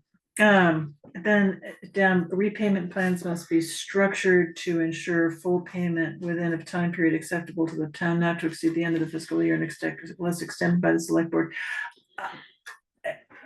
So no matter how long they are delinquent? Well, so in theory, the goal had been to get people paid up by the New Year's Yeah, Tax bill. due date. okay. So that they weren't overlapping, because then they're just so far underwater, Yeah, they yeah, can't right, get right, right, ahead. yeah. And so that could be worked a little differently to be a little clearer, and it says according to, the town, what the town approves. It's typically been what the collector has approved, but if that individual thought there was something outside their comfort zone, perhaps that person would come to you or should be required to. That's up to you all to say. I don't know what you want them to do, but it's reasonable to accept a payment plan that gets them caught up by the next, Yeah, current yeah, that tax makes sense to me. Yep, Yeah. yep, yep. and that had been the goal. Can I suggest that this repayment plan must be structured, can I just suggest that it gets signed by the delinquent tax collector and by the tax ower, the taxpayer? So that the plan is written out, because must be structured, I think, it They have says to somewhere has request to, in writing. request in writing. I think that plan should be in writing too, and it should be signed by the taxpayer and by the tax collector. And I can put that in there if you think it's a good idea. Is that currently the practice or no? I don't think so. I think that, Well, there it were, should be, because yeah, down the road, with the change of people that come into the area down the road, that may come back to haunt us if Right. it's not signed. absolutely. And, right, so that would be a procedure that we would, as a procedure, the written repayment plan is signed by both the property owner and the Collector. collector of delinquent taxes. Yeah, so you want written, and down here under number 6, tax sale procedures, the second bullet, the taxpayer has been offered and has failed to comply with a written and signed repayment plan. I think that's, Right. and just as a question of interest, Mhm. so there's a tax sale. That means the property or some portion of the property is sold to pay the taxes. Mhm. What if there's no other property other than the house itself? The house is sold, what happens to the rest of the money beyond the taxes? So the town can only get what it's owed, as well as covering the costs of putting that up for tax sale, and anything in addition to that goes to the actual property owner. Oh, it does, okay. They also have 12 months, if they can come To up with reclaim. that amount of money that's been paid on their behalf, then they have the right to redeem it with interest to whoever bought it at tax sale and make good on that. And So- then after 12 months, they might be out of it. Right, and so when somebody buys a property at a tax sale, the understanding is that they've got it for them, but within the year, they might They lose could it lose it. again. Correct. Yeah, okay. But then they're, getting interest on that, and that's their risk. Yeah, of course. Buying. I mean, they can do stuff to the property, but if the person comes up with money there, they don't recover their cost. And the homeowner isn't ejected or evicted from a tax sale property, correct? So I don't know about that. You mean- that I've never heard of yet. So if someone buys a property at tax sale, they wait their 12 months. And the homeowner still lives in the home, still owns the home, I think. For 12 months? Well, after 12 months, they don't own the home. Well, they anymore. won't, unless they redeem it, unless they come up with the Right. money that was But spent for on those their 12 behalf. months, they stay there, is that? That's my understanding, It's but interesting, I I'll don't know double that check to it. be, I don't know. We've Yeah. never had one except for land. Yeah, right. So, thank you very much. Thank you. Thank you, Kim. Sorry to be so picky. No, I love that, that's just me, I do. Hey. Keep going. Oh, let's see, the generator bids, number 7.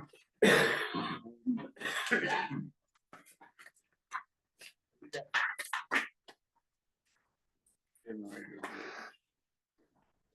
bid.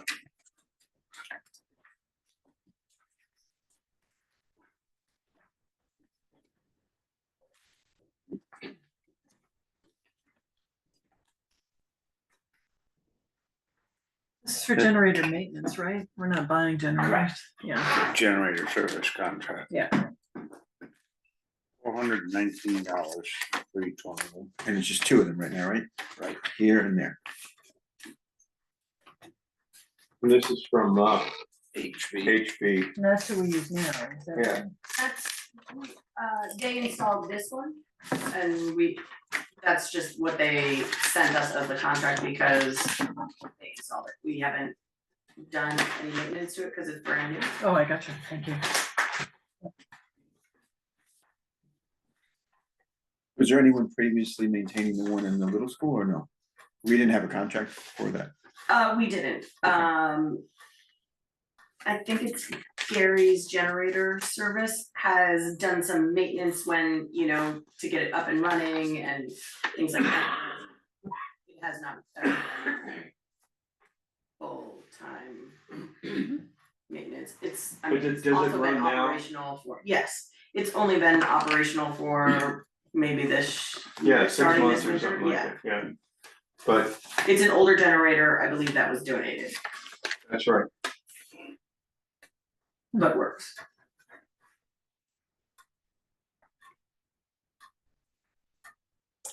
The total annual service without a battery is $321.86. The battery that's currently in the generator is good for 4 to 5 years. A full inspection is done with each service. And then the above 3 parts are one-time installation that Gary has been recommending. These parts are an effort to prevent freeze-ups during the coldest weather, windiest times of the winter. We hope they will reduce after all calls for our customers. Our goal is to have all generators working 24/7. The cost of the additional parts is $455.80. Sorry? $455.80 for the additional parts. It's recommended. He said, Is that for each generator or just for the little just for school? the new one, actually. It doesn't say here. It says Kohler generator service. This Kohler we got out here. Kohler is what we have out here, I think it's Generac or Jared. I thought, yeah, Generac. Mhm. At the little school. But there's only one bid here, Sean. Yeah, because HB did one bid and, No, HB did 2 bids, one for this generator, one for the little school, right, and he's only done 1 bid. he's doing, he knows it both. Oh, maybe he didn't.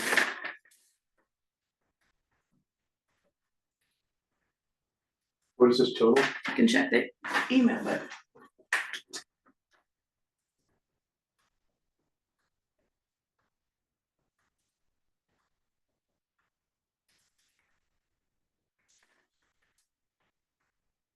I'll double check with him, but he said it was for both. Well, it's not written down that way. No. I can call him. He knows it's both, he went to the little school and he went to, Well, I think we should call him because if he's charging, was it $315 plus parts, but the maintenance was $315? Mhm. That's a whole lot, if that's for both generators, that's a whole lot less than the $800 that HB is gonna charge us. Well, this is total with parts is $776.58. he That's wants to with put something parts. on the With, new. that's the whole thing, that's compared to Yeah, right, 838, right? yeah, right, So they're $50 apart, Yeah. $60 But they're apart. not saying anything about putting the extra parts on. Right. Mm. It's not Yeah. apples to apples, yeah. The 400 and something for Gary's, I believe, is that he wants to install a heated something, and so that's. He wants to winterize the thing, basically, is what he's saying. It's outside, Yes, they Yeah. both are. Yeah, all these generators are. We better, of course they are, yeah, I'm sorry, I don't even know why I asked that question, of course they're outside. we better call him and find out. So we'll table this. And we can, yeah, we don't need to make. This doesn't break down. Yeah, it does. Service, okay. Alright, so she's gonna call and get it clarified. Now we got furnace bids.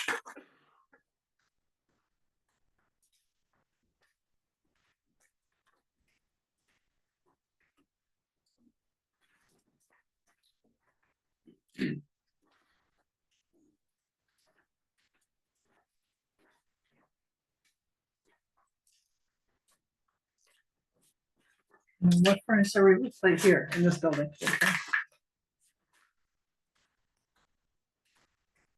Now, before we open the bids, or get discussing them, person mentioned to me the way this furnace rumbles and rumbles down here is because there's too much fuel being pumped in for when it ignites. That's why it rumbles and carries on. Last person I know of to service the furnace down here said it should be replaced. Bringing up what I was told, as I asked Shauna to try and look into a little bit of oil being put in for it to rumble. But That would just be a new high pressure pump and an igniter, right? You wouldn't need a whole new body and everything. right, but I don't know Yeah, what condition the rest of the furnace is in. It's been through a couple floods and stuff. We have HB Solutions for $99.80. Sorry, that's 9,000 or 900? 9,000. $99.80, yes. Well, $99.80. For furnace, please. Yeah, all 10,000.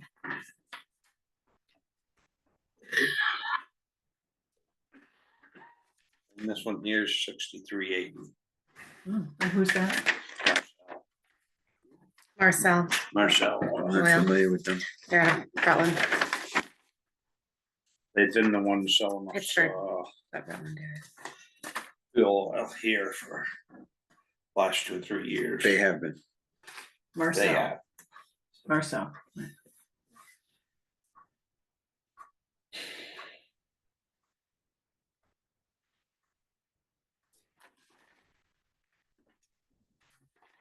Oof, it's hard to read.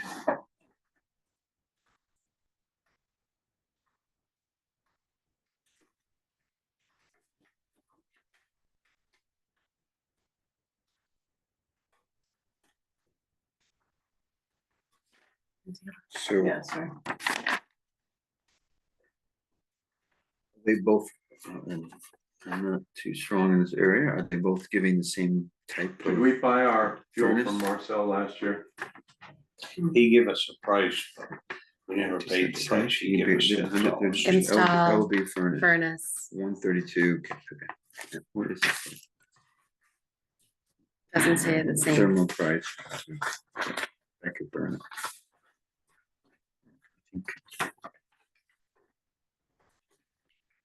These are the apples to apples in terms of what you're getting. And are they? I don't It's know. hard to read that. I don't, Yeah, These people all, regardless who you're getting bids from, have their way of wording and stuff so that it's.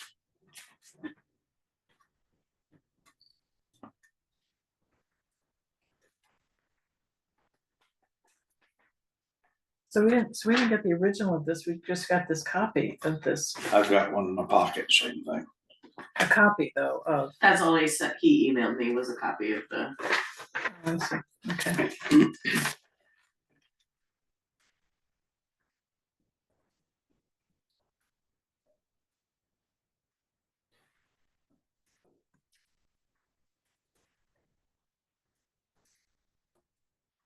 There's two smoke pipes on here and there's only one smoke pipe on this one.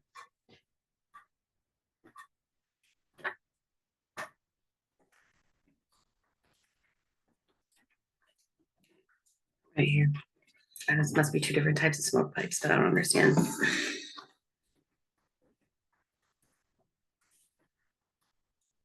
I'm not up to speed on the new furnaces, but I know that a lot of them, they're cutting a hole through the wall and getting air from outside to go to the furnace. Mhm. I don't know why, but I guess it's because of, a lot of the new houses are sealed so tight, they don't have enough oxygen in the house. Yeah, right. Yeah. It does make sense, yeah. Begins with there's a furnace one of my customers has, and he's got that, and I've noticed it in other places that so I think a lot of them are just installing it Yeah, to be safe. oh, yeah. And that air, cold air, when it's really cold, will be more dense, so more oxygen in it. And that's, if you have to use the furnace to heat up the air in the basement to feed the furnace, that can't be the most efficient way of running it. But I like the idea myself. So how do we decide, just by price? I mean, it's hard to read that one. It is, yeah, It's Well, it's a pretty big price difference. Hmm, Yeah, it it's is. huge, it's $3,000. And this is, with all due respect, we've got a heat pump and a generator. Oh, no, we don't have a heat pump in here. We were gonna do the heat pump. Just in with my- air conditioning. Just in my imagination. Yeah, we spoke about that. You're in Brazil too. Yeah, I'm sure, you're right. We spoke about that, yeah, I remember that. Dealing with all those toothy fish.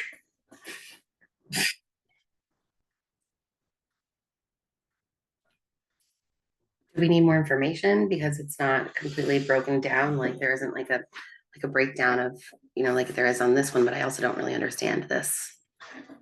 What I'm reading.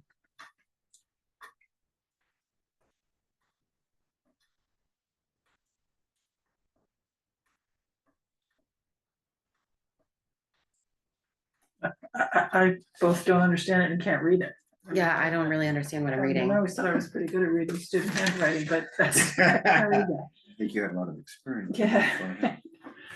Potential doctors. Exactly.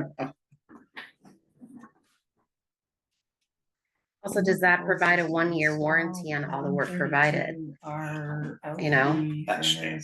They both do And that. they okay. That's a good question. Yeah, well, it's supportive, apples to apples, it's hard to, What's this word? but yeah, they don't. Well, that's the brand name, I think. And what does this say? I mean, plenum, he just says plenum, they say something about a plenum, right? Yeah, Smoke it's pipe. smoke pipe. Yes, adapt new furnace supply to existing supply plenum utilizing sheet metal transitions made on site, Oh, adapt wow, new this furnace. looks like the return. original. Here we go. Install. Oh, and this is the chimney vent. Got the furnace, and then we've got the chimney vent for 1,400 plenum. So what is this? which It These says others are not. install new parts and smoke pipe labor, 1,150. from furnace to chimney, Pretty standard, they would have to do it too. but there's 2 smoke pipes on that one. Yeah, this one's. a little bit- See that? Yes, of course. That's the elbow. That's They why. don't say Yeah. anything about removing and replacing the old furnace, right? Just no. Dave, No. You know. Oh, yes, I'm sorry, removal of old system is the top Marcel thing here. units. It does say that, Linda. Oh, it does. No. Removal of Yeah, old and system. it I buy includes, fuel from him and that's all. Yeah.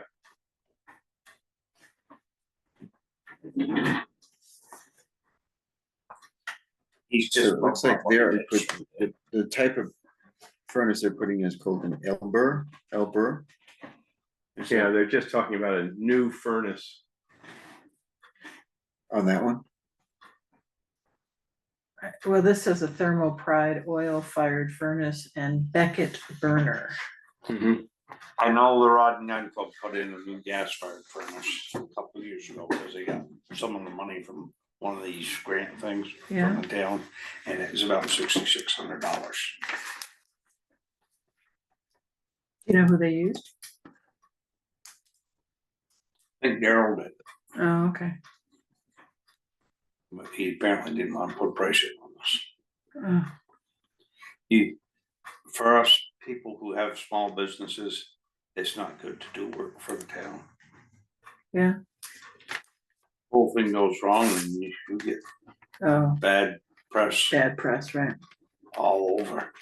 Well, here's a little, upon payment of the final invoice, you will be awarded 5% of the total installed equipment price in HB reward bucks. Ooh, what do we do with those? These, I'm about to tell you, these rewards can be applied toward the future purchase of any HB product or Okay. or service. Like a mini split? So you're talking roughly, So they're giving us an $500. incentive. yeah, $500 to go toward fuel. But $500, and this is $3,000, this is $3,000 more than that, it doesn't quite cover the difference. No. All right. I don't know, I'm sort of leaning toward Marcel, but. Yeah. Just, I'm gonna abstain simply because I'm a customer of his and. Yeah. So on. but you, But it's a reputable company, It Yeah. is. yeah? It's We're a using- local, it's a we're local, using them local now. family owned company. We're Local? using them now to deliver, is that what I heard? So we have a relationship with them? Well, they're both sort of local, this is Springfield, this Yeah, I is know each. Pittsford, it's not. We've had him for what, last 2-3 years, Sean. I've been here for 2 winter seasons and we've used them both times. And They've won the fuel oil build.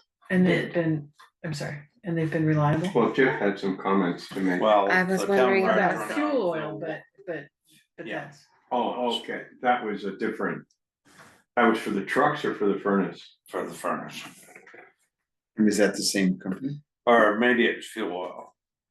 He was talking about the fuel. He was talking about the fuel oil bids. Oh, bids, fuel oil. not this, Okay. yeah. I move I we think I- accept the Marcel oil bid for a new furnace for $6,360. Second, I'll second. there we go. Further. All those in favor? I,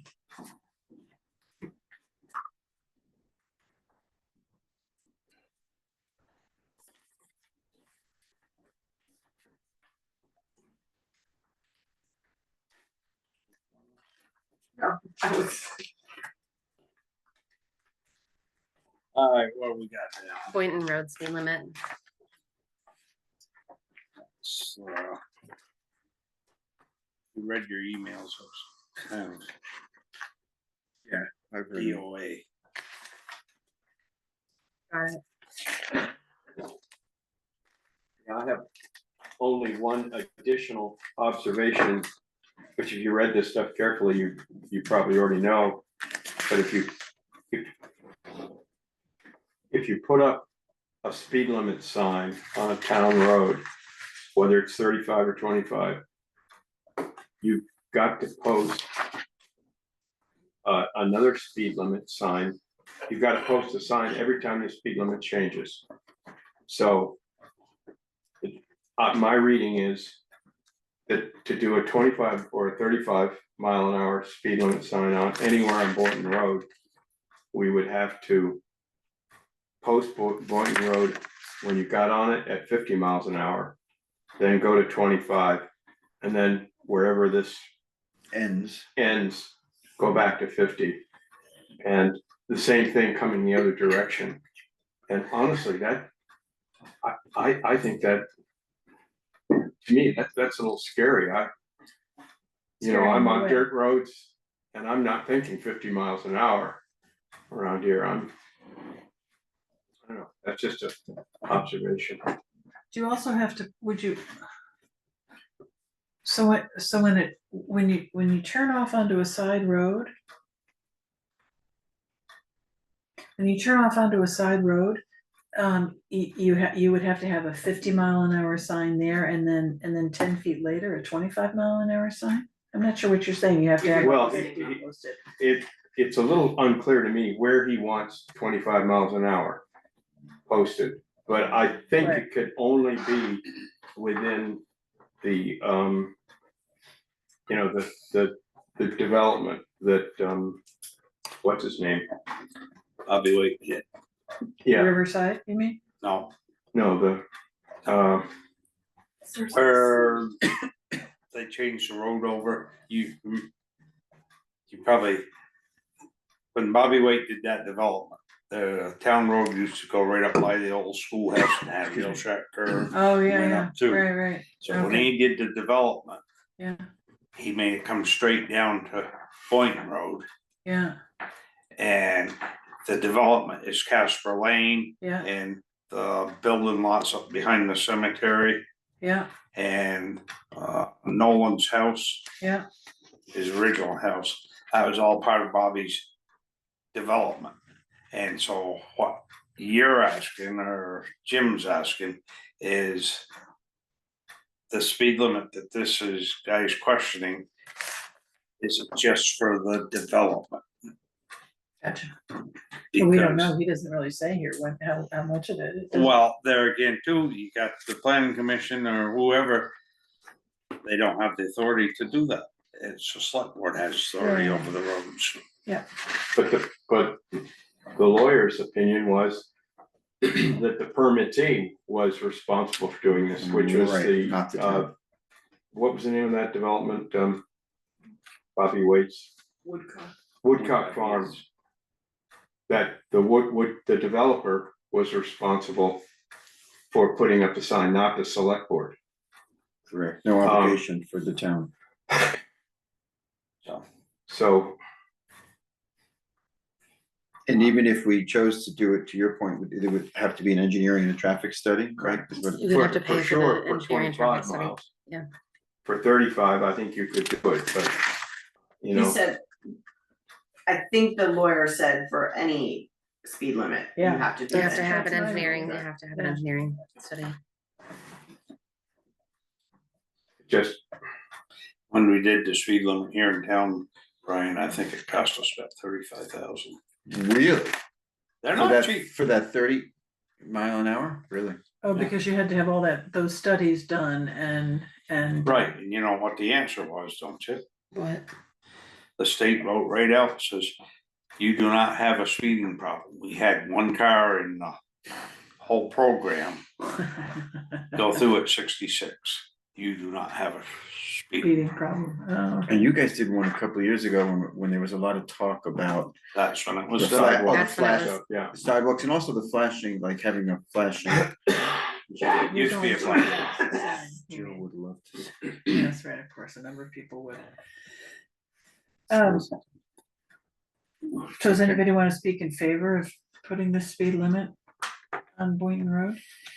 And Shauna, by the way, thank you very much for Yeah, this recap, summarizing all of This this. was great. Yeah, that was great. That was really helpful.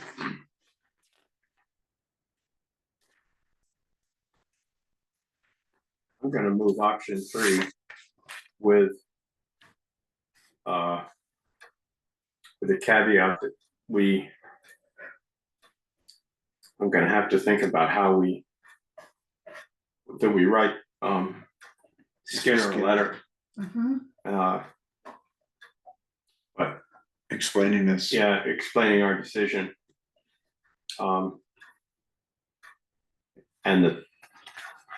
But that letter's gonna take a little time. That's not something that can be dashed off in 2 seconds. I agree with that. Is there? I can't remember on Boynton Road if there's. I think there's, when it goes up the hill and turns the corner where it's such a dangerous place right there. It's a blind hill. I wonder if if there's any sign there at all that says blind driveway ahead or something like that. There's a big sign that says road narrows. Yeah, Oh, but you're having a hidden drive sign or something like that. I'm just wondering slow if curve, there's something. something that we could put up. that we could put up that would be not a speed limit, but a, you know, Like a danger narrow road or Facts. something like that. Great point. Loose gravel, I mean, I don't know, probably not always loose gravel, sometimes it's mud. Which will slow you down. Yeah, what's the problem, really? No, I think it's a great idea. I don't know, why don't I go up Boynton Road and see what there is there now? Cause I think there are some caution signs and I can't remember what they are. But we could at least offer the Mr. Skinner. that So, option. just so you know, hold on. This is Route 100. Yeah, This is Boynton Road. yeah, This is Fields Road here. yeah, This is the Knowlton property. yeah. These are And the it's soccer up- fields. Yeah, it's up here. And his the house bad is right place. here. And this is sort of where that bad Yeah. place is, right in there. Yeah, The bridge is a town line. the town line. This Yeah, which bridge is- just beyond this guy's Skinner's house. Oh, I see. Where's his That property? is now? a town Well, line. isn't So it's like, the development, the condos in Londonderry, oh, the condos are in, yes, you're right. No, yes. okay, so it What condos? Right, it's The right over Riverside into Farm the- condos? Yeah. border. Oh, They're in Londonderry? Yeah, Oh, that's all interesting. Londonderry. Oh, so he should really be going to Londonderry. Well, Okay, I'm that's good. just telling you Yeah, what no, I know about. Yeah, that's good, yeah. Okay, well, why don't I go and find out what's there, can we table this for now? Yeah,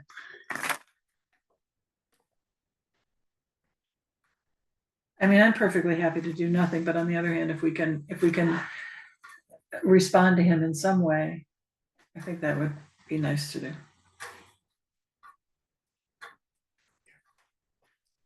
We'll table it. yeah. All right, 110 Maggie Foley proposed review. I've read through it. No price on it. Isn't it it's, not to exceed, isn't there a not to exceed? it's No, not to yes, exceed there is. $10,000 at $120 an hour. Yeah, That should equal out And I to thought that- 83 hours. confusion that you had is that, at the end of the year, there's no carry forward, we have to vote on a new amount. That it, I don't know whether that was addressed in that, but I thought that was the issue. Well, and she had 2027 She in had there too. she had typos in there. Yeah, she did. Yeah, so Yeah. how is it gonna go into 2027 is the question. So there is a price in here. Well, where are we getting the money for that? We've already paid a bunch of money and this thing got strung out, so I Yeah, don't know well, if it was on purpose. Didn't we already Oh, we approve looked at this? We did, we talked about that. Yeah, we already approved it We and made a thought that it was- motion Yeah, to She keep just her fixed all until, the typos okay. in order to sign it. in order for sign-us, okay. that's, Key, well, for me, the key was, this doesn't. We're gonna have to approve new money for 2026. But, Are you asking who it is? or- and I'll tell you, right now, with all the application stuff that's going on for the Resilience. congressionally designated and congressionally designated block grant for disaster relief, which runs in parallel and would pick up if we don't get the hazard mitigation grant program, the river program that Wyndham Regional is Right. working on for us. I mean, we really, I think this money is just incredibly well spent. well, and as I recall, we talked about that before and felt that it was Absolutely. worthwhile. Shauna Yeah, said, we did. Shauna said it was Yeah. invaluable. you said it's Which is why I invaluable. thought the only issue was Yeah, Clarity whether of- we're carrying it over, any unspent dollars get carried over to 2026, and the answer is no, that's a new appropriation. Right, Right. agreed. On that part, yeah. So I guess you have to make a motion, sign it. So I'll move to sign it. second.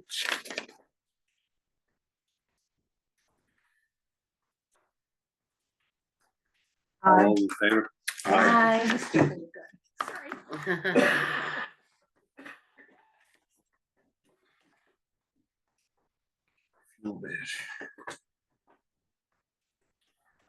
This is what I will be sending out to the fuel companies. Yeah, Shauna, in my usual nitpicking, just below the middle of the page, bids must be received, got that sentence? Mhm. Bids must be received before October 13th at noon, and all bids will be opened that evening at our regularly whoops. scheduled board meeting on October 14th. It's a long So I day. was a little concerned of exactly when things were gonna be opened, anyway. And I didn't, and you know what, I didn't look at the calendar to find out what the correct date was. Those should be the right dates. So the meeting's on the 14th, The select board meeting's on the 14th and You want bits of you want the date? bids the day the day before? yes, So the bids will be opened the next evening, yeah. okay.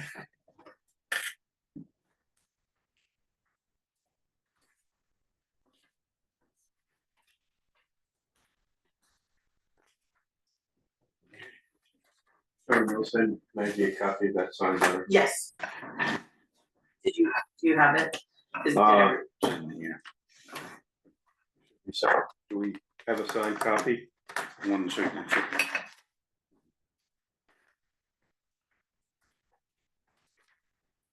I'm the client, I guess, so I'll sign it. Oh, Here.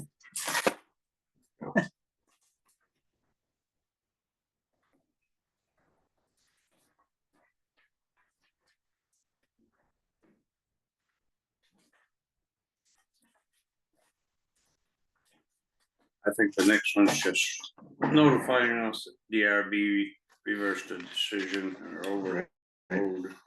And But they can do small events. Yeah. Are they required to do that, to let us know if they reverse a don't know. decision or Great make a question. decision? they're probably I'm not not sure. required, but it's common courtesy so that somebody comes bitching to any one of us, we can say, yeah, we've received the, we know about it. And then I just didn't know, like, I often put things in the agenda so that I know that I've done my due diligence and Yeah. I've received it. I don't, I could just hand that to you and I don't know. Yeah, no, that's. No, I fine. think this is So, perfect. I just This is the didn't way know. to do it, as far as I'm concerned. Yeah, This I is agree great. with that.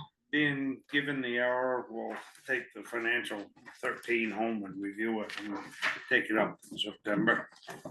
Sorry, what is that financial summary for review? Yeah, it's our budget that we approved at town meeting, how much we spent. I don't think I have. I don't a have copy that. of It's right here. Big yellow. Oh, Oh. yeah, Kim just got them done today. Oh, Here's Um, this. Okay. thank Um, there's one more right here for you, sir. Okay, so what do we need to do with And it? right here for You you, just sir. review Sorry it, about go that. through it, and Just see see where we we, yeah, appropriated X number of dollars, how much we spent.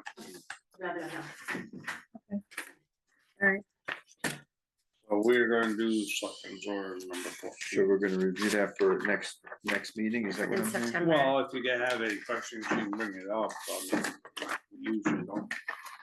Okay, They just call me. okay, I give it to you at the end of each month. got it. Sometimes it just hasn't been a. We get this at the end of every month? Yes. Try to give you a monthly update, starting in June or July. It's like a bank statement. Oh. Yeah. Just so It's like you a can bank see- Can you send it to us in email or just just physical? I can send it physical, I Okay. can send it email if you want, I just didn't get it done until very late today. All right, great, thank you. so I'm gonna just, to keep things moving, move approval of payroll check warrant report number 16 in the amount of $8,937.29. I second.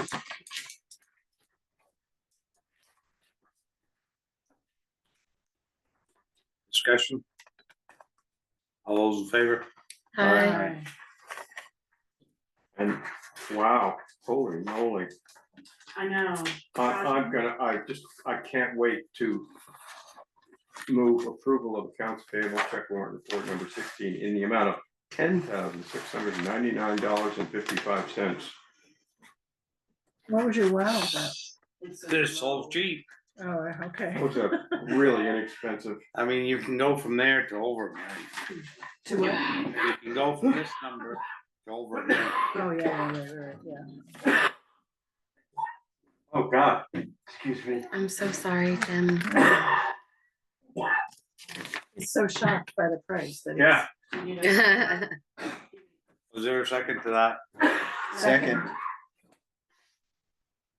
Serious now, all those in favor? Hi. I think Jim stole my pen. Can I use that one, please? Thank you.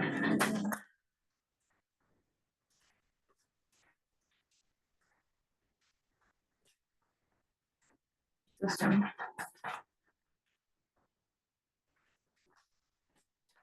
And that's this. Okay. This one, yeah, Is that it? sorry.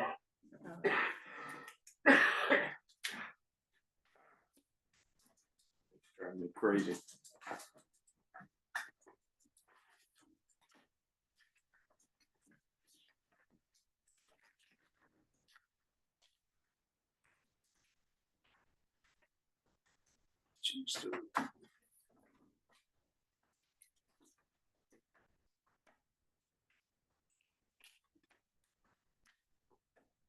Somebody else got some?